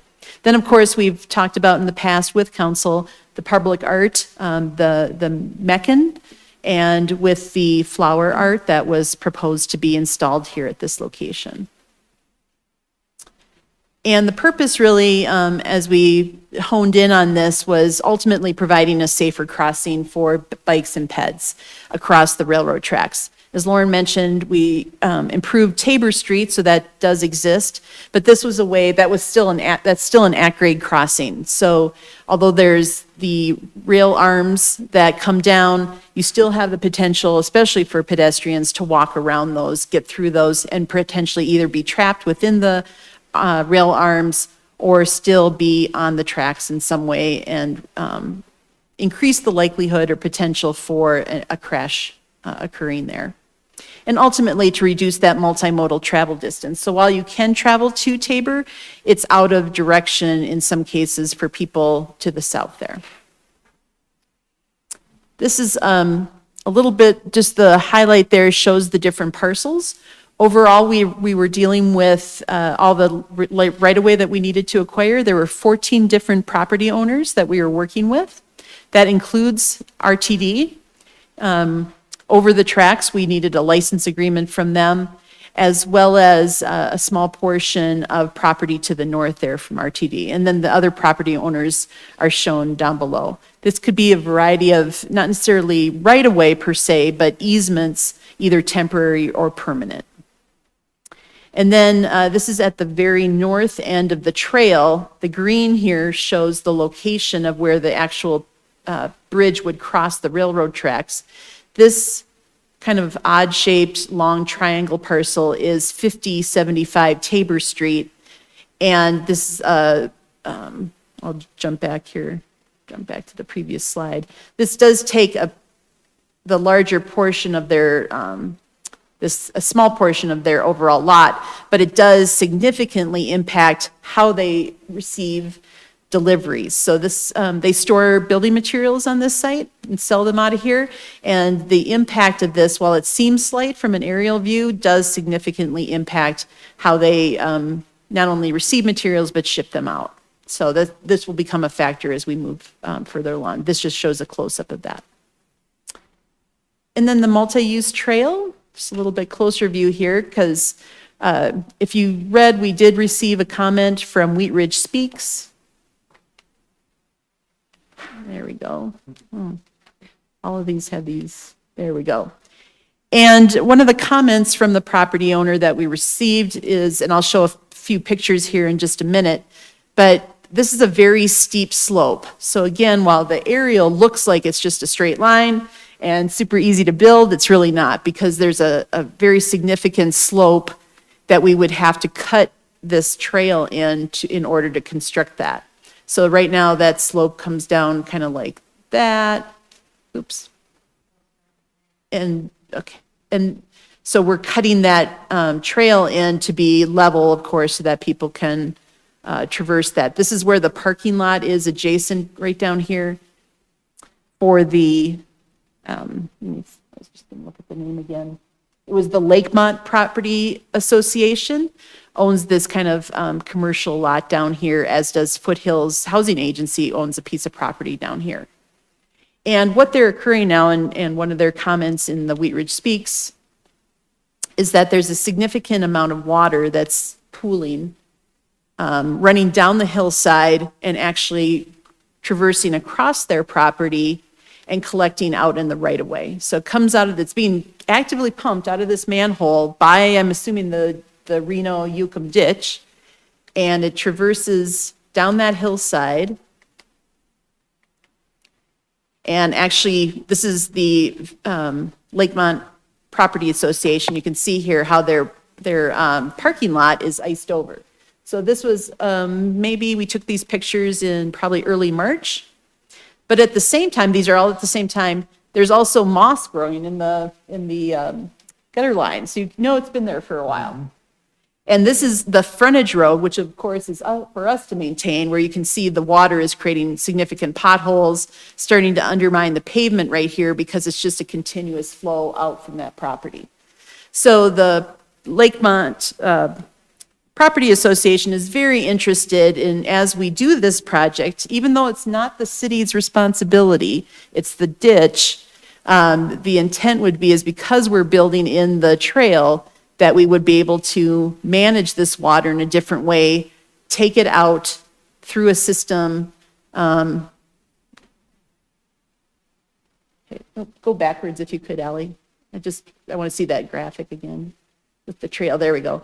So what we would do is actually create a drain system behind the trail and in front of it and have those collected in an under drain and bring them out to one point and bring them out to the storm drain in the I-70 frontage road and remove that hazard essentially from the parking lot. So their concern is that even if we don't do the trail, that we address that in some fashion. And as I mentioned, this really is a ditch issue. And so if the city did not move forward, it would be on the ditch to resolve this, along with our stormwater staff because it is essentially an illegal discharge onto private property. Okay, so then just a couple other issues that we've encountered. Overall, as I mentioned as we showed in the memo, there's an increased project cost. So just between approximately 2020, when we kind of re-upped the project after COVID, till now, we've increased the project up to about 19 million roughly. We've also run into some significant issues with acquisition of property. Most notably 5075 Tabor, where again, as staff met with the property owner, it's not necessarily that they were opposed, but it did significantly impact their business to the point of we would likely need to acquire the entire parcel as opposed to just that tail end of it, which would of course cost even more money then. The Reno Yukon Ditch also requested an easement so that they could access that series of manholes that I showed there and their siphon that's located up there. Lawrence talked about not necessarily the lack of development, but how things have changed over time and how we're seeing less development, especially in that southern area, no longer a regional park anticipated, and then a focus more so on the Tabor Street multimodal connection. We were able to secure a TIP grant for that, at least for design and environmental analysis of about $4 million. And that is coming up here where we will be able to start that project in fiscal year 26, which officially begins October 1st of 2026. Fiscal year 27. Oh, I'm off. No, you're right, Patrick is correct. It's fiscal year 26, which is October 1st, 2025. And then another thing that we hadn't really thought through a lot, but as we spoke longer with RTD, was the significant operation and maintenance costs associated with a pedestrian bridge. So not only do we have 2 elevators that are on the exterior, so exposed to all the elements, we also have just constant people through there, a potential location for loitering, other things, and so likely more need for police presence up there, as well as just daily cleaning, as well as all of that goes along with that. So RTD would not be responsible for any of that, and so we were working closely with their staff to establish an operations and maintenance plan that they would be okay with. And then finally, the project has taken so long. We're at that point where Dr. Cog instituted maybe 3 to 5 years ago, I would say, where they really want cities to move forward and use their federal funding. And so they have instituted a strike system where we've already gotten 1 strike on this project. If we are not able to move forward and issue a bid for construction, we will get our 2nd strike come July 1st of 2025. So we feel like we're at a crossroads where we want to either move forward with the project or look at a different way of going about it. So with that, I'll hand that over to Patrick for next steps. Great. Thank you, Lauren and Maria. So based on what you heard, as we put in the memo, I said, while the vision for pedestrian bridge has long held promise, I think a lot of the current financial and logistical challenges that were just mentioned maybe call for a pause in looking at the bridge. We've laid out four, sorry, no, more than 3 doors. 4 options, or at least items to discuss with you. First of all, our first recommendation is to delay this project indefinitely and return the $8.3 million TIP grant to DRCOG. Maria did confirm with DRCOG that the $8.3 would be returned to the Jefferson County Transportation Group, which Maria and the mayor, you attend that, don't you? I think you're part of that, right? Yeah. So the good news is that money will come back into the pot for Jefferson County. As Maria mentioned, if we're not able to put this project out to bid by July 1st, we will receive a second strike from DRCOG. We may lose this funding, and there really is no feasibility at this point because of all those obstacles listed in the memo of meeting that deadline. The second recommendation that we have is to preserve the opportunity for future implementation.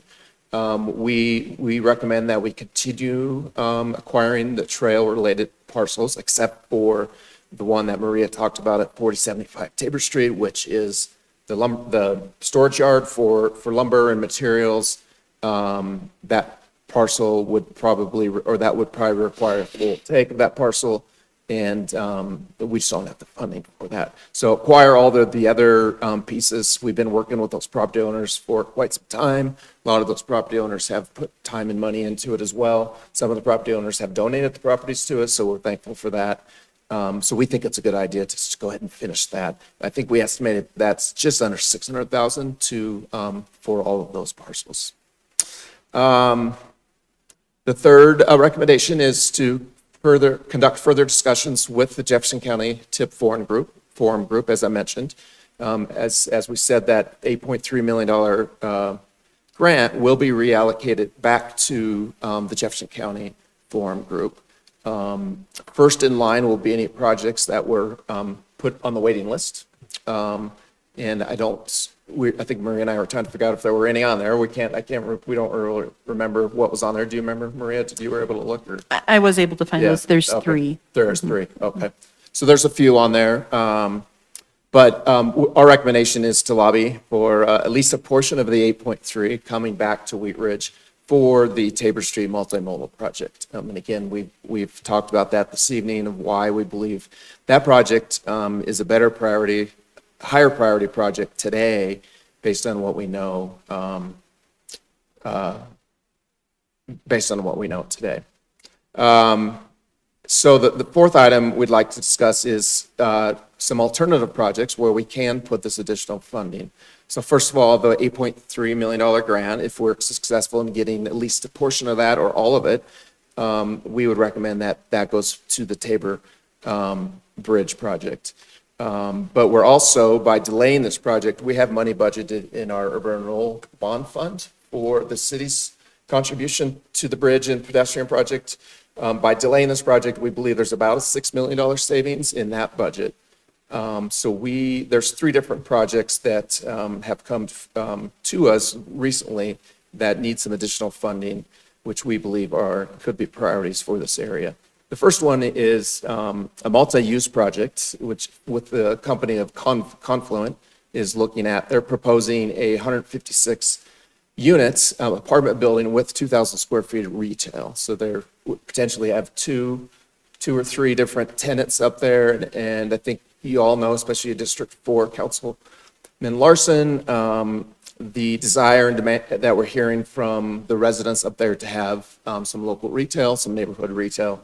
Throughout our Let's Talk programs and other community engagement programs, we've been hearing that they want somewhere to go. It's pretty exciting, actually. And as Mr. Larson mentioned after a couple of those meetings, those folks are actually know they live in Wheat Ridge, and I think they want to get engaged, and they're getting more engaged. And I think providing them with a place to go is an important thing.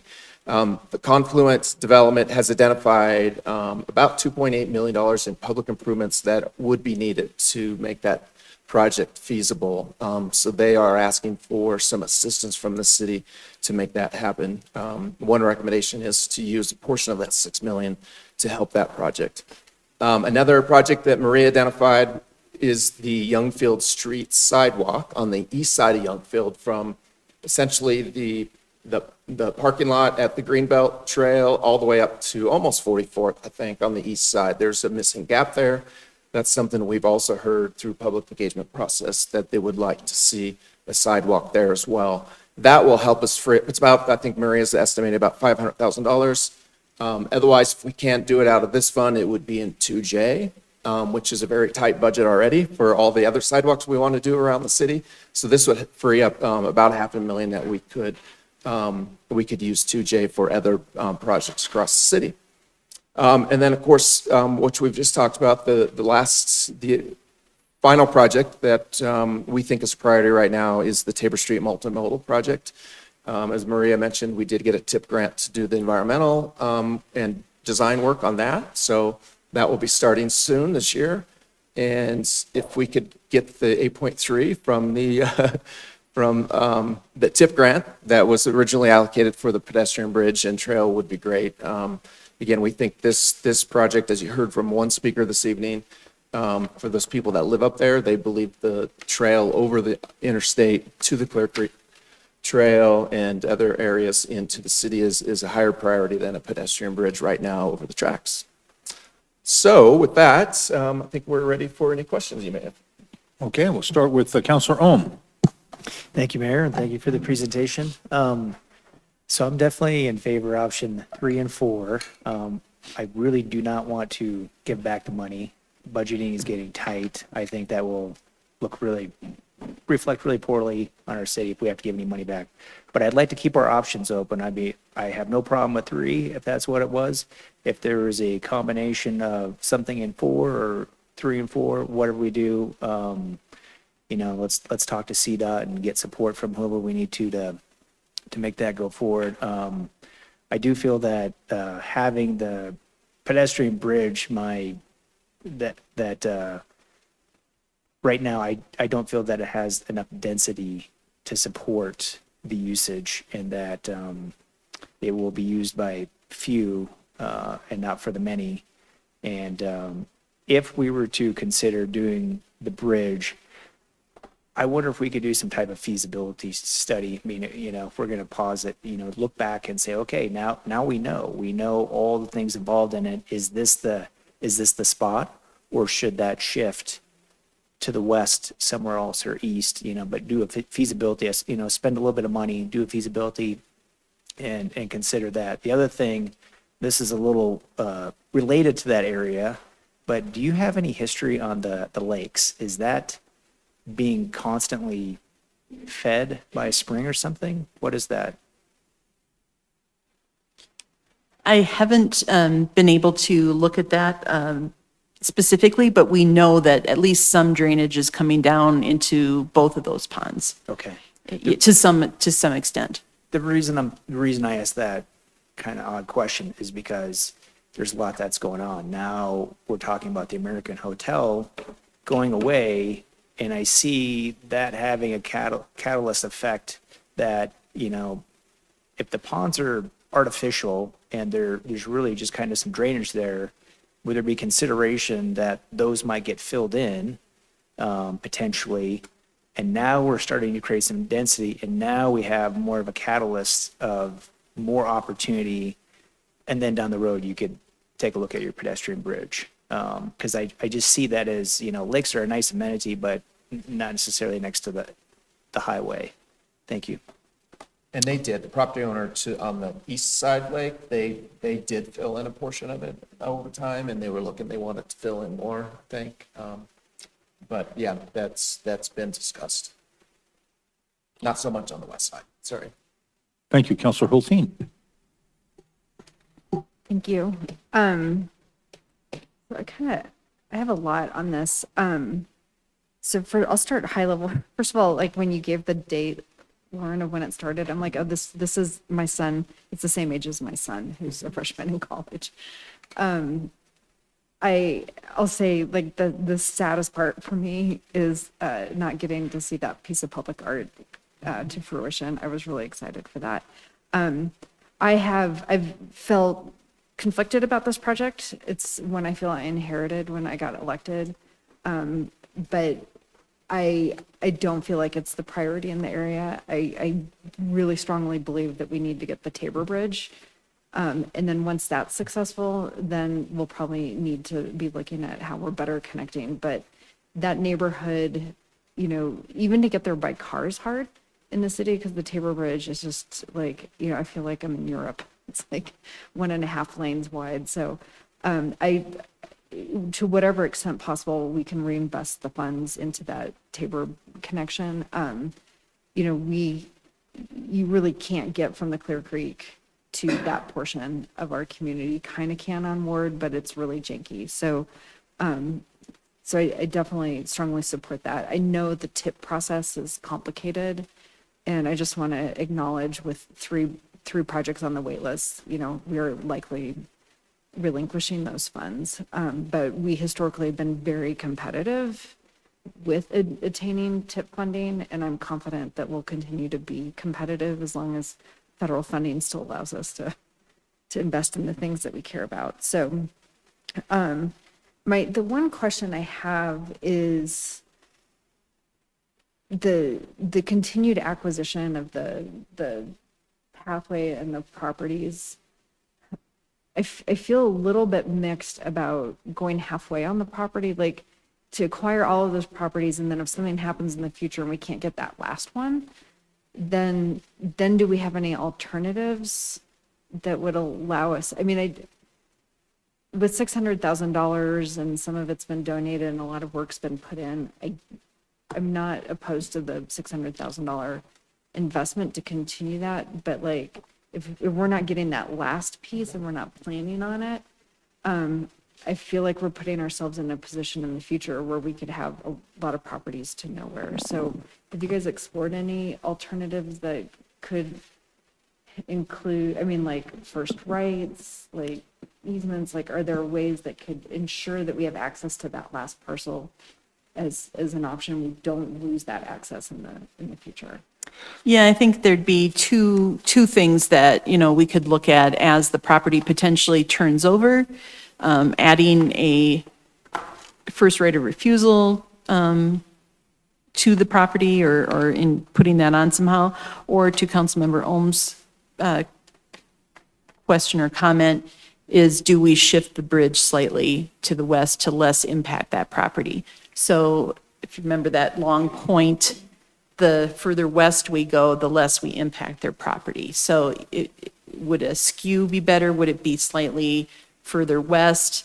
And how much effort? We have not explored that, but that may be an option, is to further minimize the impact on that property. And so then the majority of the trail would still be valid at that point.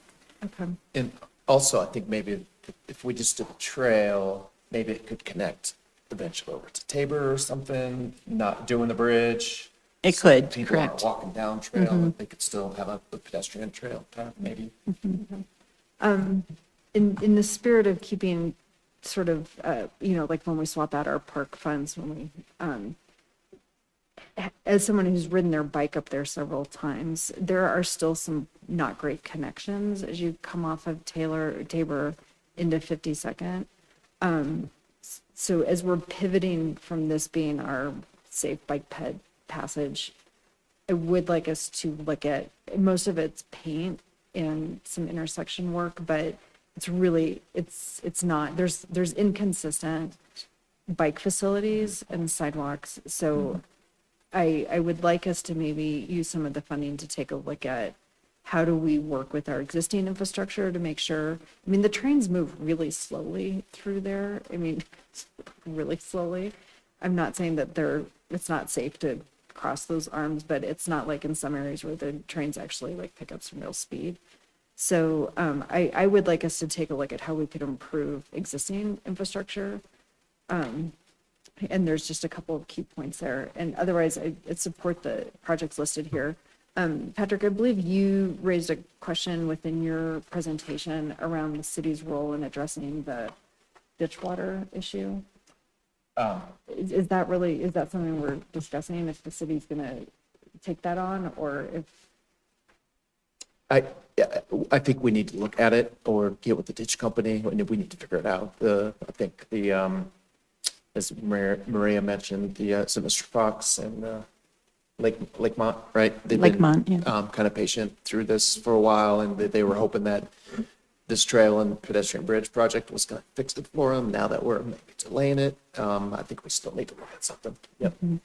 Yeah, I think there's some question. I think the ditch company feels like it's groundwater, not necessarily ditch water. So I think there's some, we need to come to agreement on kind of the source of that water, and then whose problem is it to resolve. Okay.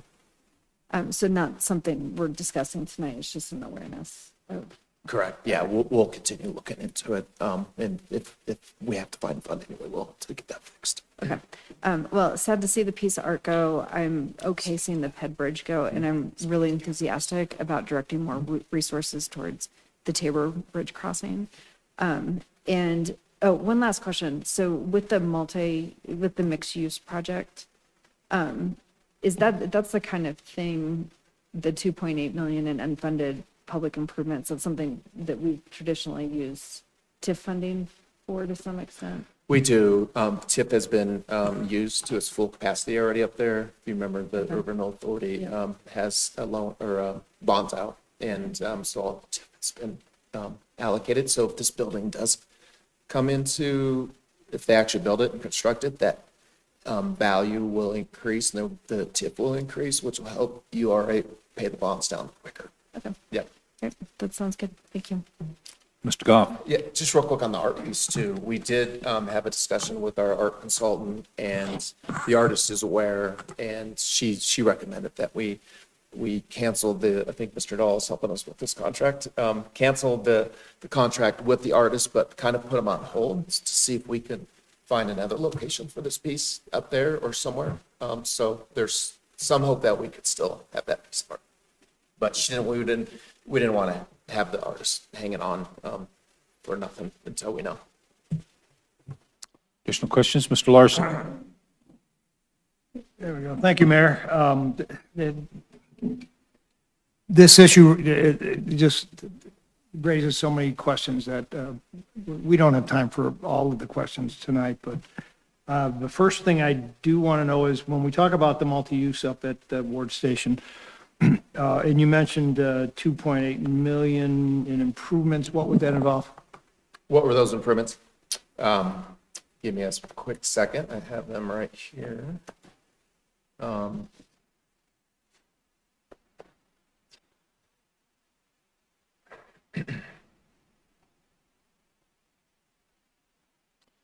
Those are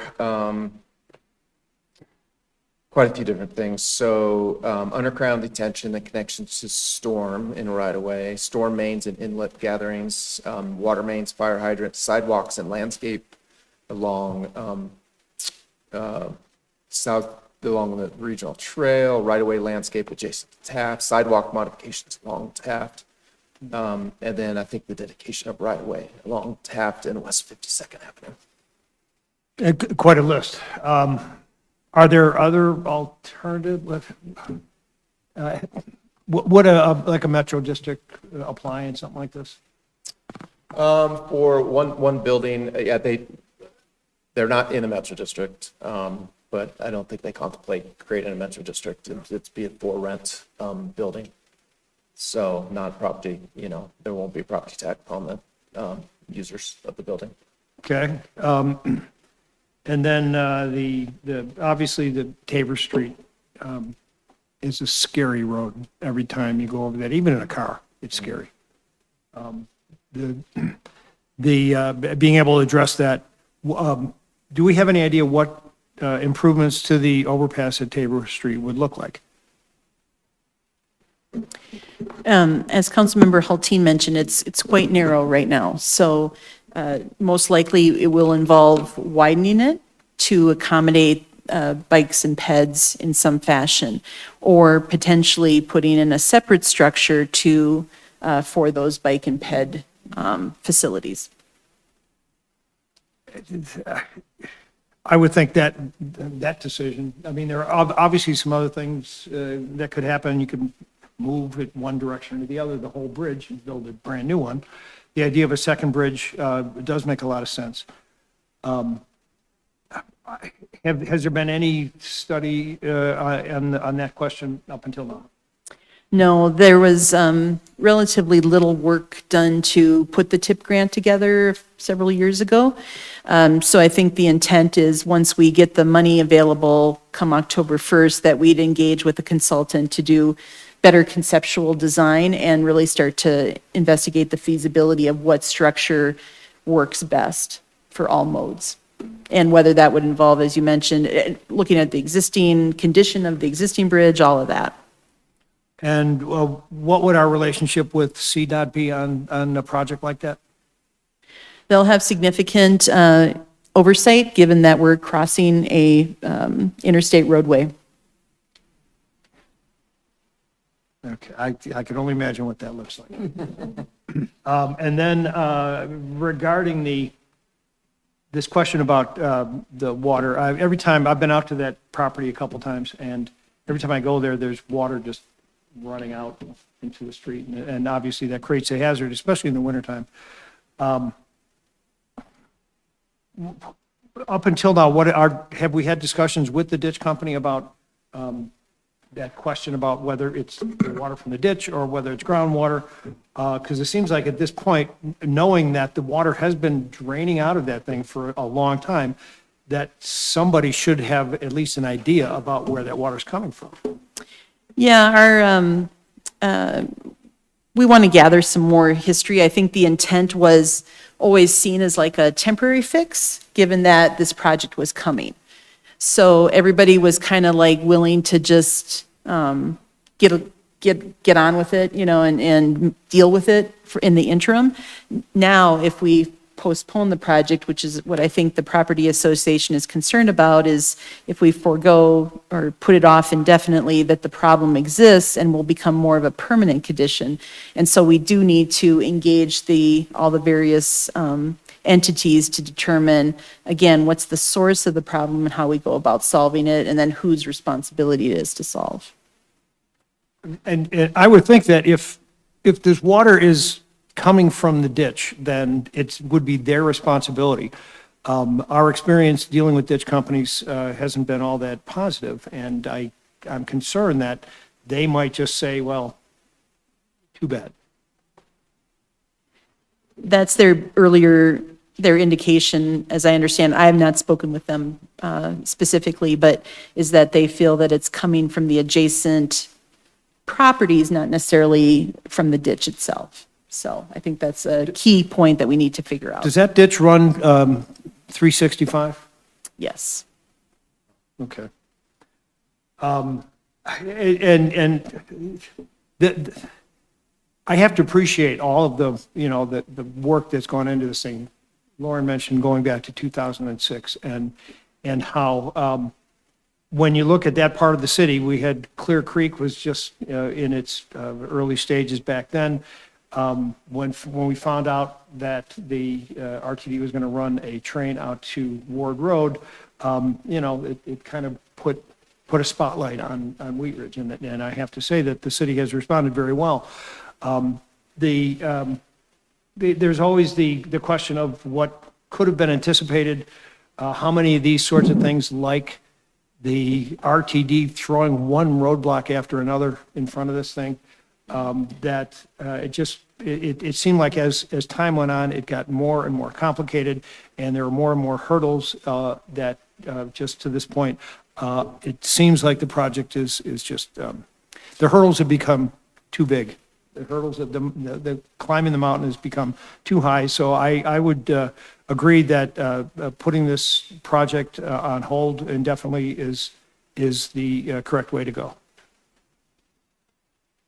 Okay, additional discussion, questions? Counselor Snell? Just a question, refresh my memory or tell me, on option number 4, one of the, I think letter B, the new sidewalk on the east side of Youngfield. Excuse me, is that currently part of 2J? That's listed under 2J as one of the things we'll work on for 2J. It was originally. Yep. Yeah, Maria put it in the 2J budget. Yep. Like, yeah, this would be a way to free up some 2J money Mhm. and use the URA dollars. The URA dollars can only be used in this area of the city. Mhm. Youngfield, I-70, Kipling. West, yep. So it's a project that's eligible for that funding, and then we could do much more with 2J. Right, got it, okay. That I appreciate that information. I think I would echo Councilmember Ohm's thoughts on leaning toward door 3 and door 4, if we're talking about the doors. But yeah, thank you for that clarification.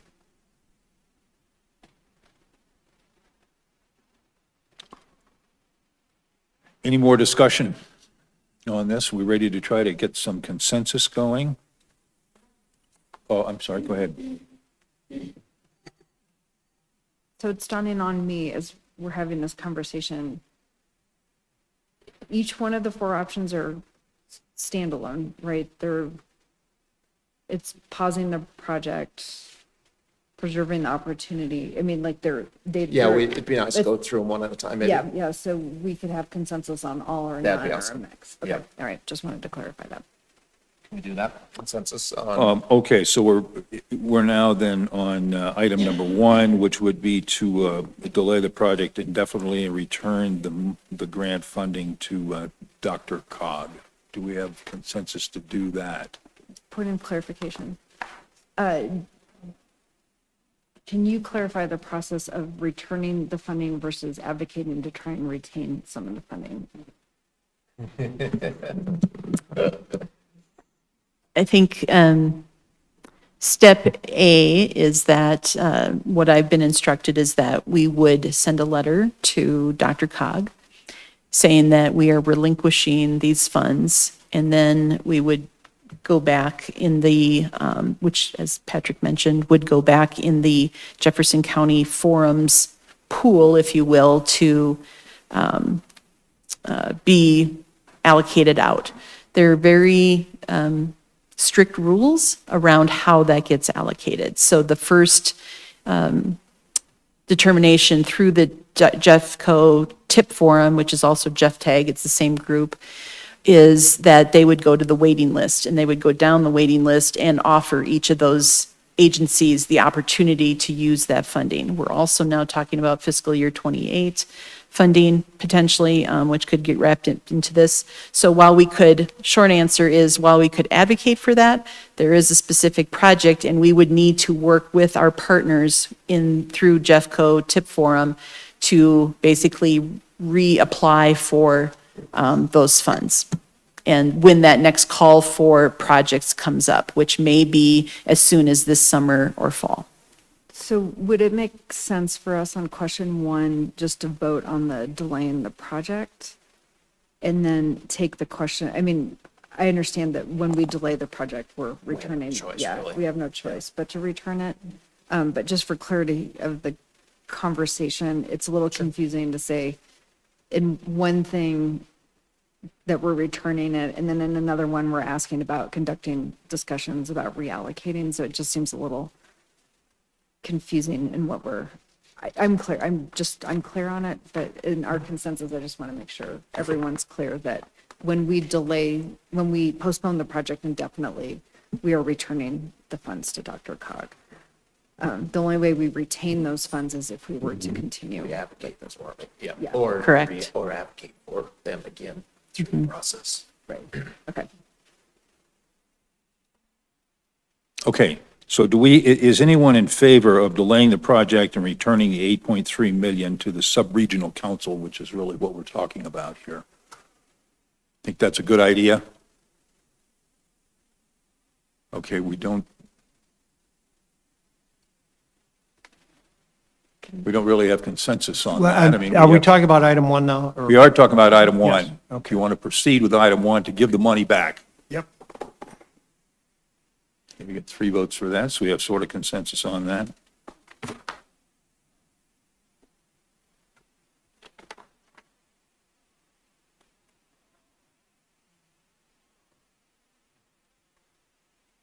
So I'm a little confused on item number 2. This would be to Continue the purchase or dedication, versus getting the dedication of the right-of-way needed for the trail. Continue that process. That's what item number 2 is. Okay. Item number 2 is to continue the process to acquire the property to continue the trail. So we have consensus to do that also. And if I could just make a quick comment, it just kind of bugged me that the address listed on our agenda here is incorrect. It is incorrect. That's my fault. Yeah. It should be 5075. 4075, I think, is in Clear Creek. No, it should, okay. Or close. Okay. Then on item number 3, this would be to conduct further discussions with the Jefferson County Subregional Forum to reallocate the 8.3 to the Tabor Street Multimodal Project. Now we have much better consensus on that. And item number 4 is to prioritize alternative projects with the funding saved from the delay in the project. I have a question. Okay, go ahead. The word prioritize, is this prioritizing A, B, C? As in, we would use the funds for A first, then B, then C? Or saying collectively, these 3 projects are the prioritized bundle of projects? It's really up to council if you want to put the money towards just one or none, or split it up. My recommendation is to move the Confluent project forward, which again, we've heard is in high demand, to have some retail space up there that we offer that project a portion of the $6 million in savings. And then do the sidewalk. Actually, the sidewalk is outside of the 6 million. I think Maria's already budgeted that in another fund, so that wouldn't be, we don't need to worry about that. And then use the rest for the Tabor project. Is what my recommendation is. Now, would we need to go back to the Subregional Forum to reallocate that money? No, this is URA funding, the 6 Okay. million that we're saving, in addition to the 8.3 that we hopefully could get a portion back. Okay, so we'd give the 8.3 million, and we still have 6 million left over? Yes, savings in our Urban Renewal Authority Bond Fund Okay, that we had allocated for this project. okay. Okay. Well, so. You have a question, so- Counselor Hulteen? Yeah, so in response to that, especially if we're going to be going back to the sub-regional forum, I'd like to propose that we do Tabor Street Multimodal Project as our first priority in there to show that we're prioritizing our own funds also. I think that will help us show that it's a priority to us in our competitive application. I mean, ultimately, it looks like the funds are there, but, I think if we're going to be going and asking for those funding back, it will help improve our application and make it more competitive if we're prioritizing it. Mayor Pro Tem Stites? How much do we think that is going to be? A bridge over I-70? Yeah, like more than that, right? It's going to cost lots more. right? If I had to pick a number, it's probably in the, $15 to $20 million range. Okay, that's what I was thinking. So I think that, it would be nice to get that money back, but I think that we need to use the 6 million directly right now. So I agree with Patrick. I think we need to, we heard it tonight from a resident up there, that Confluent development, and putting retail up there is also going to get us money back at some point. So that's where I would prioritize, and then getting Youngfield done, since it's kind of low hanging fruit, something we can do. And then whatever's left, putting it towards that bridge, I think is important. But I think that I mean, I don't want that money to just sit for a while we wait, because it's gonna take a while to get the designs and all that stuff, so I think we need to get started on using that money, productively.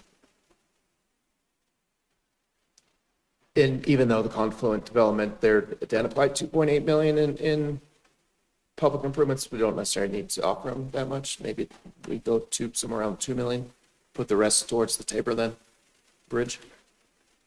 That work? I would think these could be done concurrently as Yes. well, right? True, yes. Yeah. Yes, definitely. Okay. All right. Do you have the information you need? I think so. I saw a lot of nodding on that last.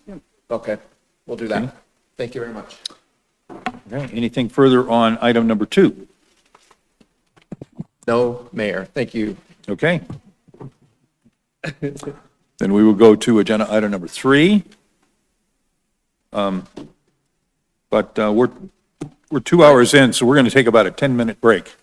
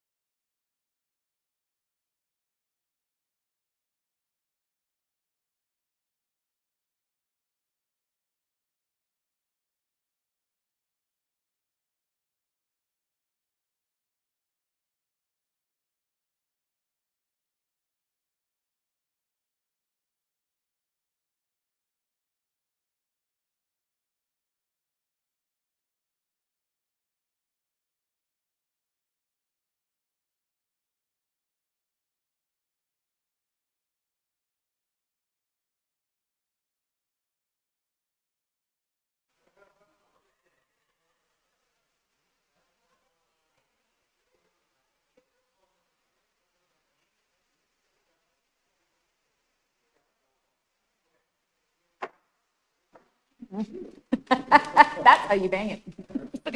All right. Thank you. We'll reconvene our meeting and go to agenda item number 3. This is potential charter amendments, clerk and treasurer.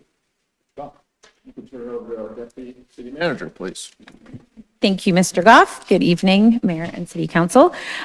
You all talked about the potential for a charter amendment back at your 2023 retreat. It was sort of a discussion that you had at the end of that retreat that this might be something you want to contemplate in terms of eliminating the elected roles of clerk and treasurer, instead leaving that work to professional staff. And I think with the very sudden and tragic passing of our elected clerk, Kirkpatrick, I believe that was the genesis for the request to bring this item before you now. And so we're here. So all I'm going to do is touch on the the cliff notes of the memo. So make sure we're just all on the same page to tee up your conversation. And then I'll turn it over to Mr. Dahl to just go over the options for you to consider. So, you know, the current city clerk's, the deceased city clerk's term ends in 2027, as does the current treasurer. Just as a reminder, the treasurer was actually appointed before he was elected in February of 2019 to fill Mr. DiTullio's spot. And then he was elected that November and then again in 2023. Yeah. Each of these elected officials receives compensation of $29,000 plus the option for benefits and also retirement. So that's just something for you to consider under the financial impact. And what I'll just do really briefly here is touch on the the sort of the actual duties today of each position. So we had a discussion in the summer of 2023, which just feels like a couple of months ago in my book, about expanding staff in the city clerk's office, right? And so I'll just mention that you added a position in the 2024 budget, that's the senior deputy city clerk, who is really doing, and had been since Margie, who's sitting right over there, since she started in January of 2024, has been running the day-to-day work, doing the day-to-day work of the clerk's office. She has the authority and the sort of the delegate through a delegation of authority to carry out all of those functions. So that's what's happening today. There are 2 authorized staff positions in the clerk's office, senior deputy city clerk and the deputy city clerk, which is vacant today, but we'll start that recruitment shortly. The city treasurer, I imagine, and it appears that role, and certainly Mr. Goff and Mr. Dahl could probably comment more on this, has sort of evolved over time depending on the person in that seat. Today, Mr. Miller, Treasurer Miller, really focuses very actively on our investments, which has been fantastic. I think you all know that he's done a terrific job with that. And then he really focuses on ensuring that our taxpayers have due process in a hearing. So he has delegated really everything sort of in tax and licensing to staff. The staff do that. They report up to me and ultimately the city manager. But this treasurer has said, I always want to have the first option to be the hearing officer. We actually have one coming up this week. And he can also choose to delegate that to an administrative hearing officer if he were so to choose. But generally speaking, those are the 2 main duties that this treasurer really is actively managing. Again, our investments, he's done a great job of managing those. He moved us over to CSIP. And then he's the hearing authority in licensing matters. We included some information here in your memo about how other cities do this. It's very rare to have either position elected. There's Idaho Springs, Walsenburg, Victor, are and then excluding the city and county of Denver that have elected clerks. And then Walsenburg and Victor, that's a dual role treasurer clerk. But they're looking at their website, it seems that the finance team does most of the work around at least investing. I think I'll just sort of leave off there. I don't want to read this to you. You've all got a memo in front of you. I'm certainly here for any questions on the background, and I'll turn it over to Mr. Dahl to talk about options for you to consider this evening. Sure. there's sort of three groups, and they're in the memo too, but let me give you a little background or additional information for them. There's always maintain the status quo, and that's pretty straightforward, and you see the pros and cons there. It's a historic practice, it's citizen choice, it's been embedded in the charter for that amount of time, and the cons, of course, are the specialized skills. Over the years that I've been the city attorney, there have been clerks and treasurers that have had varying levels of expertise in that job and have done, better or less good jobs with parts of the job. And some parts of the job they really excel at, and others they don't. That's really just a function of the fact that it's not a position that's trained for necessarily. There are there's the City Clerks Association and CML does good training, and the city clerks nationally can go to training. And all of the clerks over the years have gone to those trainings and improved their skill set considerably, I think. But the con is that you don't have that guaranteed, and it's hard to have sort of a continuity and oversight in that position. But that's the status quo, and it has, the city has survived very well with those elected positions, and I think in part because of the charter change that has those positions not supervising staff, and a fair amount of those functions, as Ally has mentioned, moving over to the professional staff that have ongoing continuous expertise. Door number two is sort of the main door, I guess, if you want to do something different, and that's to run a ballot question in the 2025 election.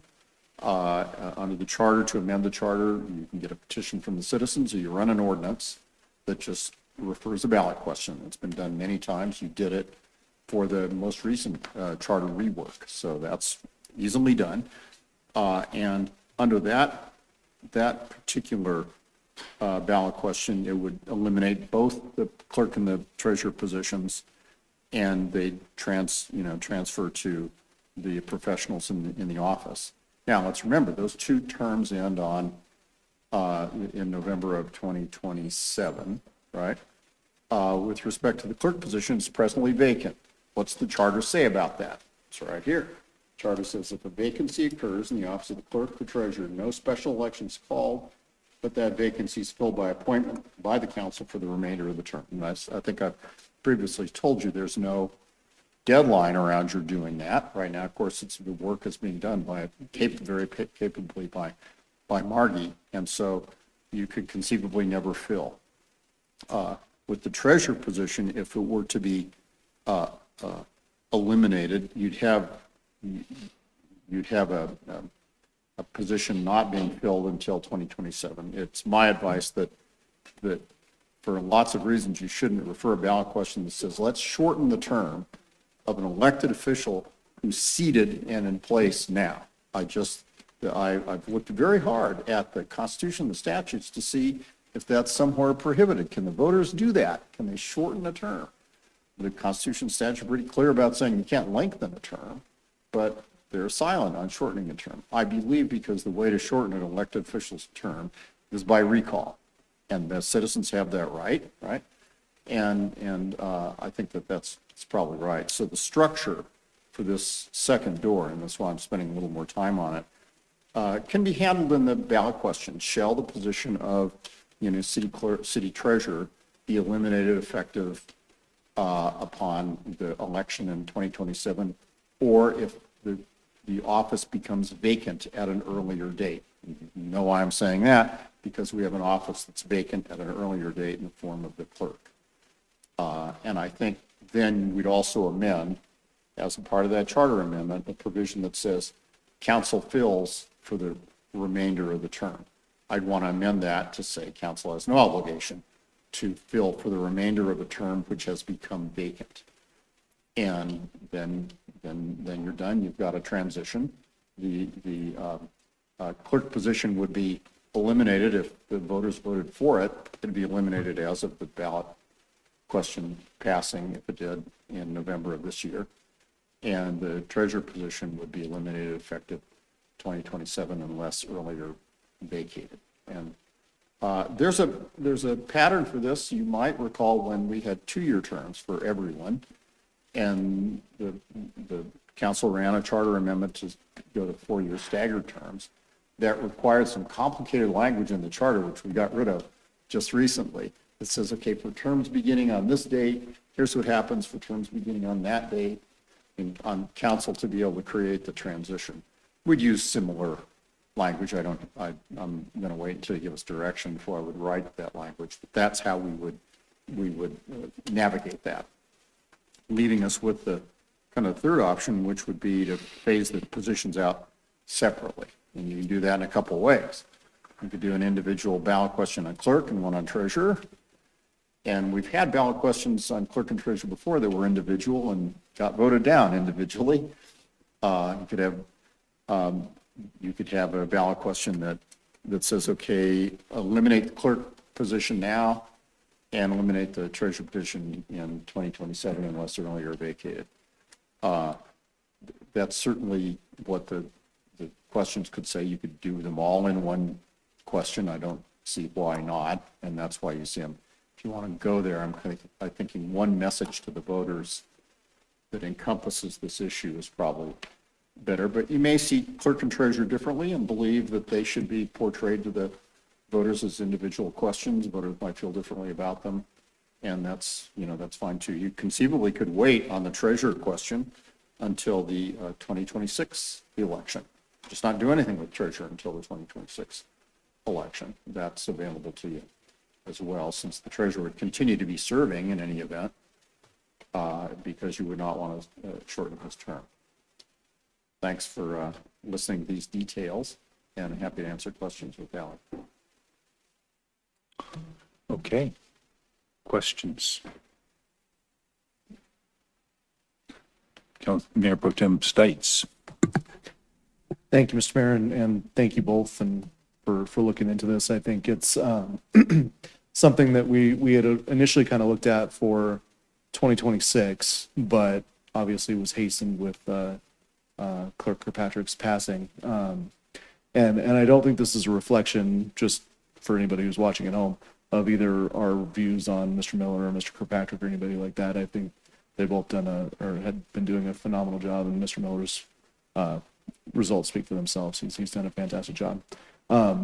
What I see moving forward, though, is, especially with clerk, and you guys said it earlier, that the skill set and the minutia that goes into that position is just a lot more than a part-time elected official should be. Probably not going to step into that position, so there's a long learning curve that goes into it, and having professional staff take care of that. Also, it's always been a little weird to have somebody who's running in elections also monitoring our elections, and has created some issues, frankly, in the past for candidates, and we've seen that as well as when petitions and things are passed. And I know for a lot of voters in Wheat Ridge, and I've already heard it because we've kind of had these discussions with people, they go, well, the voters then are losing some sort of a say in that. And to what I would say is, when somebody's accountable only to the voters, unless the voters are here watching them on a daily, weekly, monthly basis, it's very difficult to be accountable for something.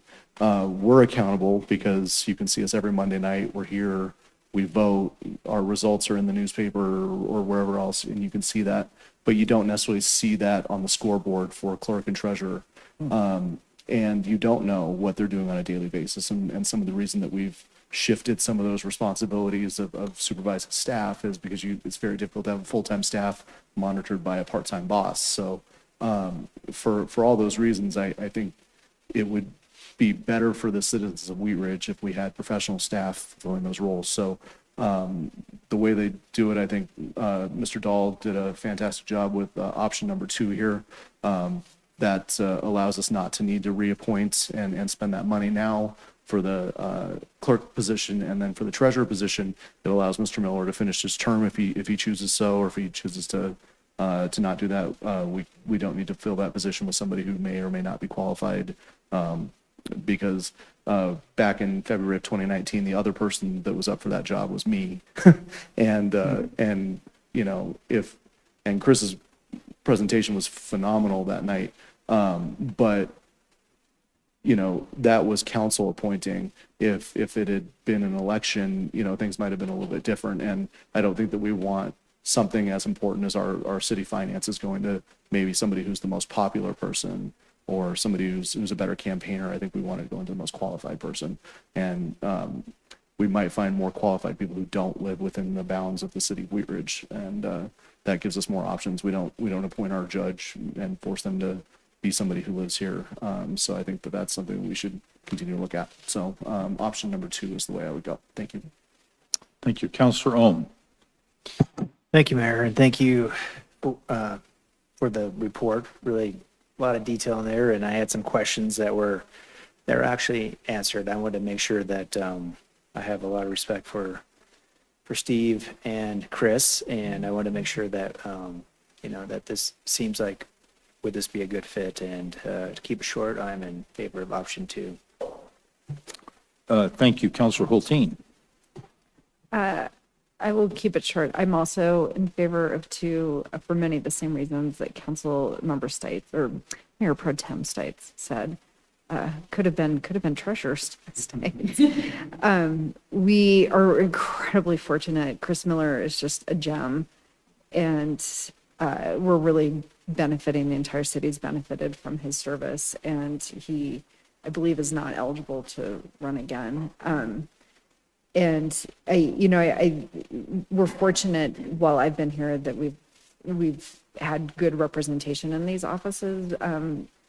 However, you know, it's not hard to imagine that, you know, the most popular person could win without the type of competence that our increasingly complicated, you know, financial situation, increasing. I really feel like the increased need for trust in our elections and our civic processes needs to be transparent, and elected people, it's politicized, even if they're popularly elected. So I prefer that we just do them both at once instead of titrate them out. We will have plenty of things to ask our voters in the next couple of years. So I support putting both of these on the ballot, and we're fortunate that we've had good people lately, but we have even better staff. So I appreciate the quality of staff that we have that is working in these roles. So I'm happy to refer it to the ballot. And I'm also, you mentioned this in the memo, but you know, part of this will be our outreach to the community to educate them on this. So during the break, some of the council members were just, you know, comparing their schedules for their upcoming district meetings. So summertime is a great time to engage our community around what these rules have been and the benefits of turning them over to qualified staff in our city. Thank you. Counselor Snell.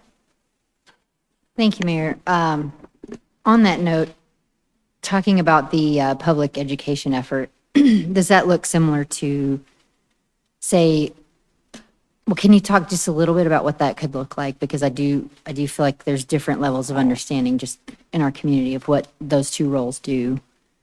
So could you just talk about what we might do for that education piece? Thank you. I can start, take a little step. I mean, obviously, we're very careful in that we educate on any ballot question. We just provide, from the city perspective, we provide information. And so I think we would, invite the public into, you know, understanding exactly how these offices run. I could totally see putting Margie out on the road and having lunch and learns with Margie. You know, but yeah, I think really, you know, talking. I mean, these are, you know, clerk more so, but you know, typically very behind the scenes, you know, offices. So really, I think we would go out there with job descriptions and talking about, you know, here's what happens, here's what staff does today. You know, something that just sort of like you know, something that the city manager and I have been chatting about is, you know, is making sure that we continue the great work of the investment work that Treasurer Miller's been doing, whether that's through a consultant or, I'll say it, him as a consultant. You know, I think these are all really good options, but I think we would talk about that and celebrate that work and really talk about how Wheat Ridge is very unique in this space, how these are very important functions.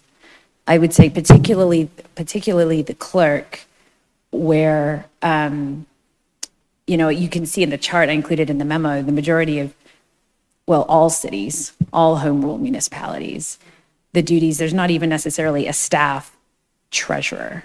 The duties are sort of folded into several positions. You know, the CFO might focus broadly on investments with the city manager, but another staff person might be more responsible for licensing matters and due process, right? But the clerk, there's always a clerk. There's always a clerk. And we're just very unique that ours is currently not required to be professional staff. So I think we would, you know, put together some pretty good, really good education, again, inviting the public into learning about exactly what these roles do. You know, I kind of envision almost like a mini Wheat Ridge 101 perhaps. But it is an important question. And I think as long as we're just providing good educational information to help people make the right decision for them, for Wheat Ridge. But yeah, I think that's how we would go about it. Yeah, and if you do decide to move forward and refer this to pilot, you know, staff in the city cannot spend any time or resources or money on campaigning for or against it. You could, as individuals, as council members, and a citizen group could form some type of issues committee if they choose to do, to support it or to not support it, I guess. So, but that, you know, timeline for this, if you decide to move forward, would be you would have to make a decision, set the ballot question by the end of August to get the question to the county. So after that point, again, staff in the city cannot spend resources on, you know, we got to be careful with even educating because we don't want to make sure we're not crossing a line. But I think what Ally said was good. Yep. As well. And you can do all of that before the ballot question is finalized and set. You know, that's when the curtain comes down and that curtain's well recognized. But you'd want to make sure you respect the curtain. Got it. And thank you for that. And that all makes perfect sense. I asked that partly because I'm very aware of all of the things that staff are doing now and doing at such a high level. And it's, you know, it's another thing that would be necessary. And so making sure that, you know, how many plates can you spin? You know, and just making sure that that is doable. But obviously that's what would need to happen. I'm totally in favor of option number 2 as well.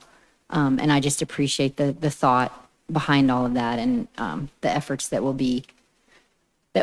go toward that. It makes sense, and I'm a big fan of the Margie Road show. Hey, done deal. Thank you. Councilor Larson. Thank you, Mayor.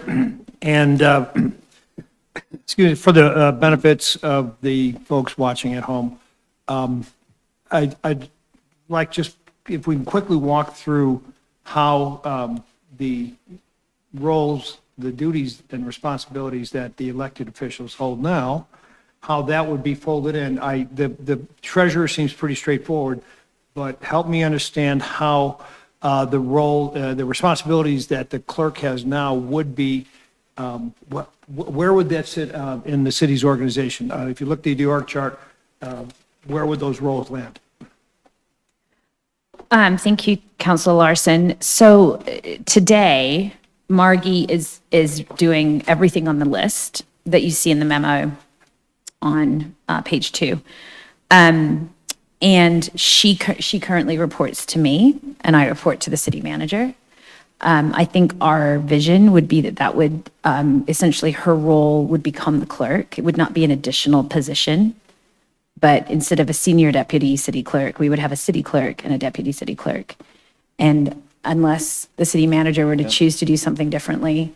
No, it's been working. As you all know, you were kind enough to give us the position of a senior deputy city clerk. And thankfully, unfortunately, with Steve's passing, it's a good thing we had the position in place. And it's been working well. And so as Alex said, we don't anticipate there would be a increase in staffing with that transition. That was my next question, additional FTEs for this, so there'll be no additional. I don't think, No. I don't think so. I think with. Probably for either. Yeah, I think if anything, like I mentioned earlier, we may perhaps want to have someone consult with us on investments. Although Treasurer Miller has a setup with an advisor with CSIP. So I think we would need to look and assess whether or not there's a gap there. And it's based on his results, well worth it to invest in that. And that's something we can all talk about and decide if that's worth it or not. But I don't think we see the finance staff, today, the finance staff are doing the duties as outlined in the code. And then finally on elections, and is there the person responsible for administering the elections, does that need to be like certified, or is there some licensing involved or something like that in order to be the person that says, I approve these elections? Not particularly. The statutes sort of take over, and the statutes say the city clerk is the designated election official.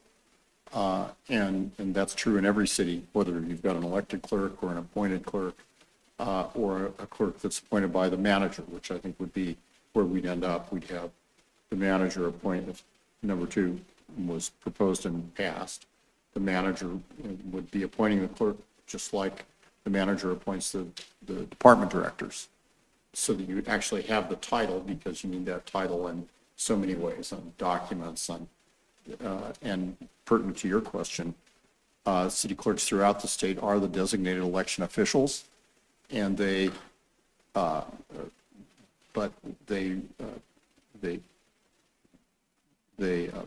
take care of that function. I'm trying to think of the right way to say it, but they take care of that function in a number of ways. There are clerks that are really pretty competent in that arena, and we've had good clerks here that have done that over the years. Often they'll hire some assistants for a particular election. There are consultants out there that help kind of back you up in a tricky election, or they just rely on their internal staff. So one way or another, that's something that is handled throughout the state with no trouble at all. Thank you. Yep. Additional questions? I'm going to go out on a limb here and see if we have a consensus to move forward with number 2. Seems like we do. Thank you, very helpful. We'll get busy not only on language, but on the messaging package. Okay. Any further instructions on number That's it, 3? Mr. Mayor. Thank you. Okay, thank you very much. We'll go to, I think, city officials matter, city managers matters. Just real quickly, Sure, staff I might reports. steal the thunder, but Mayor Pro Tem and Councilmember Larson and the mayor can't speak tonight, joined me today. We had a groundbreaking with Google Fiber. Google Fiber is in Wheat Ridge. They've started back in April. They are hoping to be completed with the entire city by probably the end of next year, the 1st of 2027. So, and then as they roll through the city, people could start signing up. There is a website that will get out to the public that you can check to see if your address is available to be hooked up or not. And so the whole city doesn't have to be fibered before individuals can sign up. So excited that we have another option for our residents. Yeah. Yeah, thank you. Okay. We'll go to elected officials reports. If you have a report, raise your hand. Mr. Larson. Thank you, Mayor. And last week was another busy week as the school season kind of winds up. On Tuesday, the 29th of April, I attended at Arvada West High School the 24th annual recognition ceremony for ARSE, and that stands for the Arvada Wheat Ridge Service Ambassadors for Youth. This is a group that is largely supported by cities, the Rotary, the Optimist Club, Kiwanis, and whatnot. And there were more than 100 students that were recognized. 20 of the students got scholarships to attend Red Rocks College, and then 90 students were recognized and provided with the stipend for, this is an acknowledgement of the fact that they've overcome some major life obstacles, and it was a tremendous ceremony. And then on Thursday, and I don't want to take anybody's thunder here, but I was able to join the Wheat Ridge High School capstone event where groups of people, 3 or 4 people, got to look at the presentations for seniors at Wheat Ridge High School and some of the things they've been working on, and just, it was so impressive.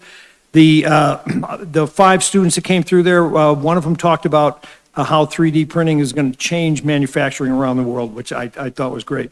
Another one about how schools can manage social media used by their students. And then finally, the opportunities available for young people in the building trades was very impressive. So every one of those students came in there was enthusiastic. They were very polished, and they had obviously were very proud of the capstone project that they put together. And I was very proud of being able to join in.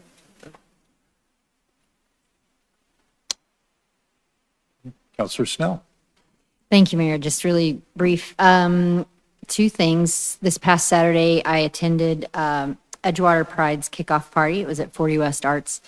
And that really, that group and that movement has grown so much. It's Edgewater centered, but it is very much Jeff Coe representative. And it was a great event. It was a great celebration.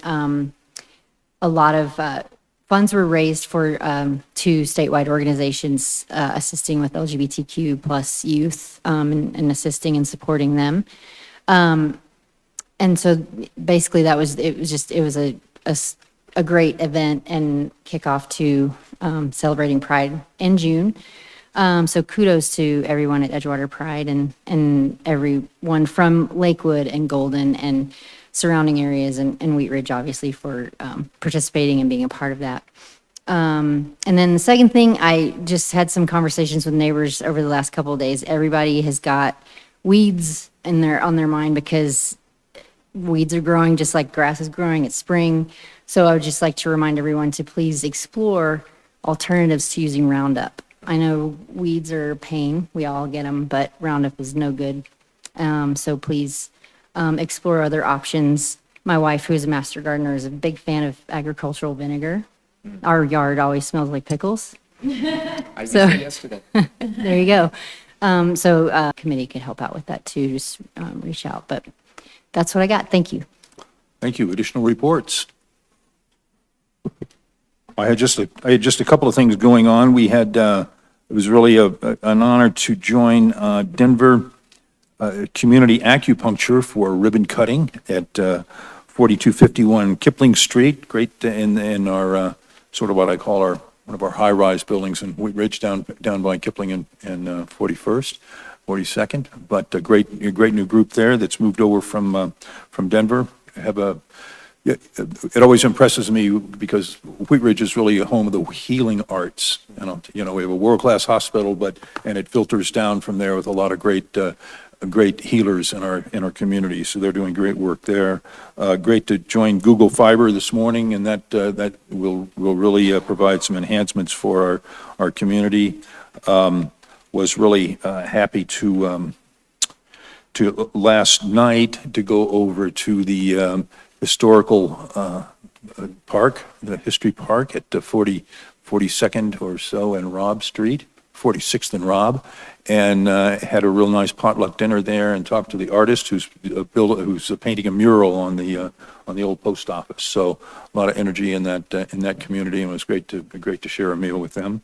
And let's see, next Saturday, and I apologize, in our Mayor's Matters, we had an incorrect date for the Coffee with the Mayor, but it's going to be next Saturday on the 10th of May from 9 to 10 at Vinola's Italian Market. And if you are able to join us, we'd love to have you come and have a coffee and talk about what's going on in our city.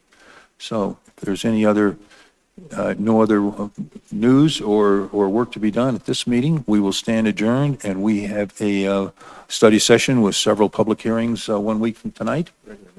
Regular meeting. Yep, regular meeting at 6:30 next Monday night on the 12th. So travel safely and slowly through our city and get home safely. And we all thank you very much. We'll stand adjourned.